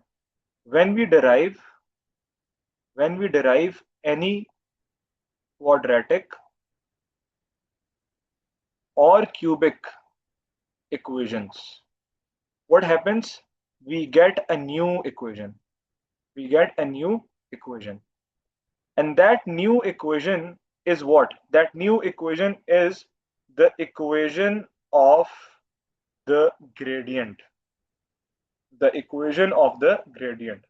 अब gradient तो हमने हमेशा सुना कि यार a की वैल्यू होती है, तो ये इक्वेशन ऑफ द ग्रेडियंट का क्या मतलब है, ये ग्रेडियंट की इक्वेशन भी हो सकती है। उसकी वजह मैं आपको बताता हूँ। उसकी वजह ये है कि जब हम मोस्ट बेसिक लाइंस, जिसको हम कहते हैं लीनियर लाइंस, जब हम मोस्ट बेसिक लाइंस पढ़ते हैं, लीनियर लाइंस, तो वो किस तरह की होती हैं, either they are sloped upwards और दे आर स्लोप्ड डाउनवर्ड्स। तो इनका जो ग्रेडियंट होता है वो कांस्टेंट है, इनकी स्लोप कांस्टेंट है, इनकी स्लोप चेंज नहीं हो रही किसी भी पॉइंट में। मैं किसी भी पॉइंट पे देख लूँ एक ही डायरेक्शन में जा रहा हूँ मैं ऊपर को, और इसमें मैं किसी भी पॉइंट पे देख लूँ एक ही डायरेक्शन में मैं जा रहा हूँ नीचे को। तो the slope is always constant, hence the gradient is always fixed for linear lines. But what happens when we have a quadratic or a cubic graph. So in the case of quadratic or a cubic graph, what we see is we see some curves. ठीक है, हम example लेते हैं cubic graph की. Let's suppose एक cubic graph है, कुछ इस तरह से मुझे नजर आ रहा है कि एक क्यूबिक ग्राफ है. अब इस क्यूबिक ग्राफ पे मैं देख सकता हूं कि मैं किसी भी पॉइंट पर चला जाऊं, हर पॉइंट पर मेरी जो जो स्टीपनेस है, जो स्लोप है, वो वेरी कर रही है, वो चेंज कर रही है. यानी कि इसका मतलब है कि ग्रेडियंट इस स्पेसिफिक ग्राफ का फिक्स नहीं है, not fixed. The gradient m is not fixed for all the quadratic and cubic graphs. At every point the gradient is different. For example, if I take this point और मैं यहाँ पर एक line draw करूं, तो मेरा जो gradient है वो कुछ इस डायरेक्शन में जा रहा है. लेकिन अगर मैं ये वाला पॉइंट देखूं, तो मेरा जो ग्रेडियंट है वो नीचे की तरफ जा रहा है. यानी कि इस पॉइंट पर डिक्रीजिंग स्लोप है, इस पॉइंट पर इंक्रीजिंग स्लोप है, यानी कि हाइट बढ़ रही है, इस पॉइंट पर डिक्रीजिंग स्लोप है. इस पॉइंट पर अगर मैं देखूं, तो यहाँ पर मेरा जो टेंजेंट है वो बिल्कुल हॉरिजॉन्टल बनेगा. तो इसका मतलब है कि जो टेंजेंट है उसका जो ग्रेडियंट है इस पॉइंट पर जीरो है. और एक और पॉइंट भी होगा ऐसा, वो ये है, इस पॉइंट पर भी मेरा जो टेंजेंट का जो ग्रेडियंट है that is also zero. So what is the derivative of any quadratic or cubic equation that gives us the equation of the gradient of tangent at any point. अब मैं आपको इसकी ना एक एग्जांपल देता हूं, और मैं आपको इसकी एग्जांपल देता हूं उस क्वाड्रेटिक ग्राफ से जो हमने अभी ऊपर स्केच किया, ताकि आप लोगों का थोड़ा सा कॉन्सेप्ट भी क्लियर हो जाए इसका मतलब क्या है. अच्छा, let's take quadratic graph which we sketched over here. इसको हम यहाँ पे ऐसे उठा लेते हैं. ठीक है जी, इस ग्राफ को देख लेते हैं. अच्छा, इस ग्राफ की बच्चों इक्वेशन थी y is equal to x square plus 4x minus 12. मैं यहाँ पर लिखता हूँ y is equal to x square plus 4x minus 12. अब ओ लेवल्स के बच्चों को तो इस चीज का नहीं पता, तो और आप लोगों को भी अगर इस तरह के क्वेश्चन आएंगे तो आप लोगों ने टर्निंग पॉइंट फिलहाल क्वेश्चन में ऐसे ही निकालना होता है कि आप उसकी कंप्यूटिंग स्क्वायर फॉर्म लेकर आते हैं और सारा कुछ. लेकिन अब यहाँ पर आप कॉन्सेप्ट समझें. कॉन्सेप्ट ये है कि ये है ओरिजिनल इक्वेशन. ठीक है, मैं आपके सवाल लेता हूँ. ये है ओरिजिनल इक्वेशन. अब जब मैं इसका लूंगा derivative which means dy by dx, what happens when we take the derivative, what happens, the power, जो पावर होती है वेरिएबल की वो आ जाती है नीचे. तो मैं 2 को ले आऊंगा नीचे और मैं लिखूंगा x, और फिर what ever the power is मैं उसमें से एक माइनस कर दूंगा. तो मैं -1 करूंगा तो बन जाएगा x की पावर 1, जो कि लिखने की जरूरत नहीं है. This becomes 2x and then plus. Now x 4x है, यहाँ पे पावर है 1, 1 को नीचे लाएंगे तो उससे कोई फर्क नहीं पड़ना. 1 times 4 is 4 and then I write down x, और ऑलरेडी 1 था उसमें से 1 माइनस कर, हो गया 0. तो x to the power 0, any number to the power 0 is 1. तो इसका मतलब है कि जो 4x था उसका डेरिवेटिव जो है वो सिंपली 4 के इक्वल है. तो जब मैंने dy by dx लिया तो मेरे पास एक नई इक्वेशन आ गई and that is 2x plus 4. अब मैंने आपको नीचे लिखवाया कि जो न्यू इक्वेशन है, this is the equation of the gradient. This is the equation of the gradient. अब अगर मैं आपसे कहूं कि बच्चों इसका टर्निंग पॉइंट का कोऑर्डिनेट बताएं, तो मुझे पता है कि यार टर्निंग पॉइंट पर अगर मैं टेंजेंट ड्रॉ करूं तो उसका जो ग्रेडियंट होगा वो आएगा 0. क्यों? क्योंकि इसको हम स्टेशनरी पॉइंट भी कहते हैं. स्टेशनरी पॉइंट भी कहते हैं. अगर मैं इसको अज्यूम करूं कि ये एक रोलर कोस्टर राइड है, तो रोलर कोस्टर ने इस पॉइंट पर आके रुकना है, और अगर ये पीक पॉइंट होगा तो रोलर कोस्टर ने इस पॉइंट पर आकर मोमेंटरीली स्टॉप लेना है, रुकना है. तो इसका मतलब है यहाँ पर स्लोप 0 है. स्लोप 0 होने का मतलब कि जो मैंने ग्रेडियंट की इक्वेशन निकाली थी, अब मैं क्या करूंगा, मैं ग्रेडियंट की इक्वेशन को इक्वल टू 0 रख दूंगा, और इक्वल टू 0 रख के जब मैं सॉल्व करूंगा तो मुझे क्या पता लगेगा जी, 2x is equal to -4, x is equal to -2. Hence, what I'll find out is the x coordinate of the point where the gradient is 0. यानी कि जहाँ पे gradient 0 है, obviously हमें पता है कि वो टर्निंग पॉइंट है. तो टर्निंग पॉइंट निकालने के लिए बच्चों आप लोगों ने आईजीसीएसई में याद रखना है, आपको ज्यादातर क्यूबिक इक्वेशंस ही मिलेंगी. तो आपने सिंपली डेरिवेटिव लेना है, स्टेप नंबर 1. स्टेप नंबर 2, आपने उस डेरिवेटिव की इक्वेशन को इक्वल टू 0 रखना है. स्टेप नंबर 3, आपने x की वैल्यू फाइंड आउट करनी है. और जब आप x की वैल्यू फाइंड आउट कर लेंगे तो अब आपने इस वैल्यू को कौन सी इक्वेशन में प्लग इन करना है, इस वैल्यू को आपने ओरिजिनल इक्वेशन में प्लग इन करना है, not in this, in the original equation. तो आपकी वैल्यू, ताकि आपको कोऑर्डिनेट ऑफ y मिल जाए, and that would be y is equal to, because the equation was x square plus 4x minus 12, तो जब मैं x की जगह -2 प्लग इन करूंगा तो ये हो जाएगा -2 का square plus 4 times -2, and then minus 12. So this becomes 4, this becomes negative 8, and this is negative 12. So the answer would be 4 minus 20, which is equal to negative 16. Hence, that we can confirm from this answer as well that the turning point was coming out to be minus 2 minus 16, which we found out by simply finding out the derivative of the given equation and then putting it equal to 0 and then finding out the x coordinate and then plugging in that x coordinate into the original equation to find out the y coordinate. So the answer for the turning point would be negative 2, negative 16. तो IGCSE वाले बच्चे, अगर cubic equation दी जाए और आपसे कहा जाए कि इसका टर्निंग पॉइंट आइडेंटिफाई करें, तो आपने बस यही करना है कि आपने d y by d x करना है, यानी कि डेरिवेटिव लेना है।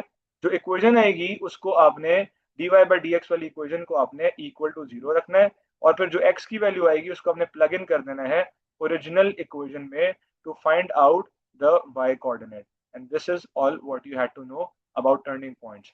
हाँ, आप लोगों की कंफ्यूजन है डेरिवेटिव्स लेने में, और डेरिवेटिव से रेलेवेंट और भी मुख्तलिफ क्वेश्चन आते हैं उनमें, तो वो आप फिर मुझे डीएम करें, मुझे आप लोगों के लिए स्पेसिफिक क्लास अरेंज करनी पड़ेगी फॉर दैट। टर्निंग पॉइंट से रेलेवेंट उसका कॉन्सेप्ट सिर्फ इतना ही है। So thank you so much for being in the class. I share the recording for this as well, the notes we have made for this. तो graphs का हमारा concept मुकम्मल हो गया। अब हम जो है वो नेक्स्ट टॉपिक में आपको ग्रुप में इंशाल्लाह शेयर करूंगा कि हमने कौन सा करना है।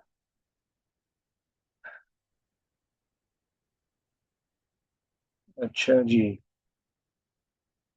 मोहम्मद पूछें। जी वालेकुम सलाम। की आवाज़ कम आ रही है, थोड़ा ऊंचा बोलना पड़ेगा। एक सेकंड।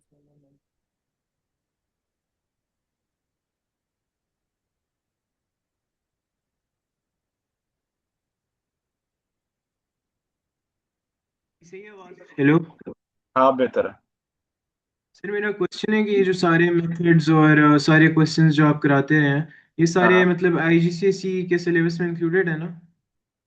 देखो, मैं आप लोग का क्वेरी क्लियर करता हूँ जो आईजीसीएसई वाले बच्चे हैं। आईजीसीएसई का जो सिलेबस है ना, आप समझ लें। अगर मैं आपको आपको अगर सेट का जो टॉपिक है उसका आइडिया है तो उससे समझा देता हूँ कि आईजीसीएसई जो है ना, आईजीसीएसई और ओ लेवल्स, ये रिलेशन है कि ओ लेवल्स जो है वो आईजीसीएसई का सबसेट है, समझ लो। ओ लेवल्स क्या है? आईजीसीएसई का सबसेट है, यानी कि अगर आईजीसीएसई जो है वो बड़ा सर्कल है तो ओ लेवल जो है वो छोटा सर्कल है। यानी कि ओ लेवल में जो सारी चीजें हैं, इसका मतलब है वो सब की सब आईजीसीएसई में है, लेकिन कुछ चीजें आईजीसीएसई में ऐसी हैं जो ओ लेवल्स में नहीं है, ठीक है। जिसमें डेरिवेटिव लेना आता है, सही है, जिसमें साइन कॉस टेन की जो एंगल्स हैं 0, 30, 45, 60 एंड 90, इनको मेमोराइज करना कंपलसरी है। उसके अलावा जो ट्रिग्नोमेट्रिक इक्वेशंस हैं, जिसमें आप लोगों को क्वाड्रेंट्स आइडेंटिफाई करने होते हैं और उसके बाद एंगल्स बताने होते हैं, हमेशा दो एंगल्स आते हैं क्वाड्रेंट्स आइडेंटिफाई करके, वो इंपॉर्टेंट है। पांचवा, साइन कॉस टेन के ग्राफ्स इंपॉर्टेंट है, सही है। ये वो टॉपिक्स हैं जो आईजीसीएसई में कंपलसरी हैं, लेकिन ओ लेवल्स में नहीं है। हाँ, लेकिन ओ लेवल्स में जितने सारे टॉपिक्स आ रहे हैं वो सब के सब आईजीसीएसई से रेलेवेंट ओके। है। आई होप द क्वेश्चन तो हैज। सर, हाँ जी। जी जी सर, ये सारे साइन कोस्टान वाली चीज़ें आप कब कराएंगे? अभी बाद में? यार मैं आप लोग को बताता हूँ। मैं नॉर्मली मैं यहाँ पढ़ाता हूँ लाहौर में, मेरी एकेडमी अपनी, आई एम द ओनर, और खुद ही पढ़ाता हूँ। तो यहाँ पर हमारा सिलेबस, हम ओ लेवल्स कराते हैं 2 साल में, ठीक है। हमारा सिलेबस ग्रेड 9 से स्टार्ट हो जाता है, और मेरे पास जो बच्चे ग्रेड 6, 7, 8 के ना, उनको मैं ओ लेवल की मैथ्स 6 में स्टार्ट कराता हूँ। Rida, I am coming to your question. तो उनको मैं ओ लेवल्स की मैथ्स ग्रेड 6 से स्टार्ट करा देता हूँ। वेन देर इन ग्रेड 9 तो उनको 70% ऑफ ओ लेवल्स आता होता है, आईजीसीएसई भी आता होता है। और फिर जो वो 2 साल में, मैं उनको 1 साल में सिलेबस पूरा, और आखिरी साल में हम सिंपली पास पेपर्स करते हैं। तो इस वक्त जो मेरे स्टूडेंट्स हैं, कुछ क्लास में थे अब चले गए हैं, तो जो मेरे स्टूडेंट्स हैं उनको मैं ये सारा का सारा कुछ करा चुका हूँ। और फॉर्चुनेटली कह लें, आप लोगों की किस्मत है और मेरी भी किस्मत है, आप लोगों से मिलना था। मैंने सिंपली एक रील डाली थी इंस्टा पे और आप लोग मेरे पास आए, और फिर मैंने डिसाइड किया कि यार मैं फ्री ऑफ कॉस्ट आप सबको पढ़ाऊँ, आप लोगों की क्लासेस लूँ, इवन दो मैं सारे दिन पढ़ा रहा होता हूँ, और इस टाइम पे बैठ के फिर मैं आप लोग की एक ऑनलाइन क्लास भी लेता हूँ, क्योंकि मुझे पढ़ाने का एक तरह से पैशन है और दिल करता है कि आप सब अच्छे ग्रेड्स लें। तो मैं क्लासेस ले रहा हूँ, और ये मैंने ऑनलाइन क्लासेस भी सिर्फ और सिर्फ रखी हैं सबके लिए। इसकी कोई चार्जेस नहीं है। चार्जेस मैंने सिर्फ लिए थे for the for for the mock exam and for the 2 marathon sessions जो मैंने लेने हैं अभी, उनके थे। ये सब तो मैं आप सबके लिए फ्री में क्लासेस ले रहा हूँ। इसमें मैंने ये लिखा था कि हाँ, जब जब मैं स्केड्यूल करूंगा अपने मुताबिक, मैं जो टॉपिक्स बताऊंगा वो मैं करा दूंगा। लेकिन अब ये मैंने ऐड इन इसलिए किया है कि बच्चे मुझे मैसेज करके कह रहे हैं सर ये भी करा दें, ये भी करा दें। तो अगर आप लोग को लगता है कि मैं ये वाला पार्ट जो आईजीसीएसई का स्पेसिफिक पार्ट है जो कि ओ लेवल्स में नहीं आना, तो मैं फिर आईजीसीएसई वालों का एक पोल करूंगा और एक स्पेसिफिकली आप लोग के लिए क्लास रख लेता हूँ इंशाल्लाह with in the next days, 1 और 2 days. And I make sure कि आप लोग के कॉन्सेप्ट भी क्लियर हो गए। आप क्लास ले रहे हैं तो ये भी करा दूंगा। हाँ जी रदा, आपका क्वेश्चन था, आप पूछ सकती हैं। एक सेकंड आप हैंड रेज करें ताकि मैं आपको अनम्यूट करूँ। एक सेकंड। हाँ जी। Sir, so whatever you taught in this class, that was only for O level, like the specific methods that you did, that was for O level or IGCSE. नहीं, all of that was for IGCSE as well. In this circle, what I explained was over here that whatever you're doing for O levels is for IGCSE as well, because this circle is inside IGCSE. That means whatever you're doing for O levels is very important and is important for IGCSE. It is IGCSE. But these topics which I specifically mentioned over here, ये IGCSE में भी हैं. So this is all what you also have to do, which the O level students don't have to do. तो आपने वो सब करना है जो भी क्लास में हुआ है, वो सब इंपॉर्टेंट है, और उसमें से आधे क्वेश्चंस आईजीसीएसई के जो मैंने यहाँ पे लिखे हैं और आधे ओ लेवल्स के हैं, तो वो जरूरी है। लेकिन ये भी कंपलसरी है, और इसका ताल्लुक आपके इन जो मैंने लेफ्ट साइड पर किया है उसमें से अगर मैं ग्राफ्स के टॉपिक को कंपाइल करूँ, the only thing I missed today was this sine cos tan के ग्राफ्स, ठीक है। बाकी सारे ग्राफ्स आपके सिलेबस में है, और ये भी है which I missed today. But I told the previous kid as well कि मैं आपको, जो मोहम्मद से भी मेरी बात हुई, मैंने आपको यही कहा कि मैं आप लोग के लिए इन टॉपिक्स को भी आई प्लान आउट इंशाल्लाह, और आप लोग ये वाली क्लास लेंगे आपके सारे मसले हल हो जाएंगे इंशाल्लाह, ठीक है। तो जो अभी ऑलरेडी आप क्लासेस ले रहे हैं वो तो जरूरी है, लेकिन स्पेसिफिकली सिर्फ आप लोग के लिए भी मैं ये क्लास रख लूंगा। Am I clear?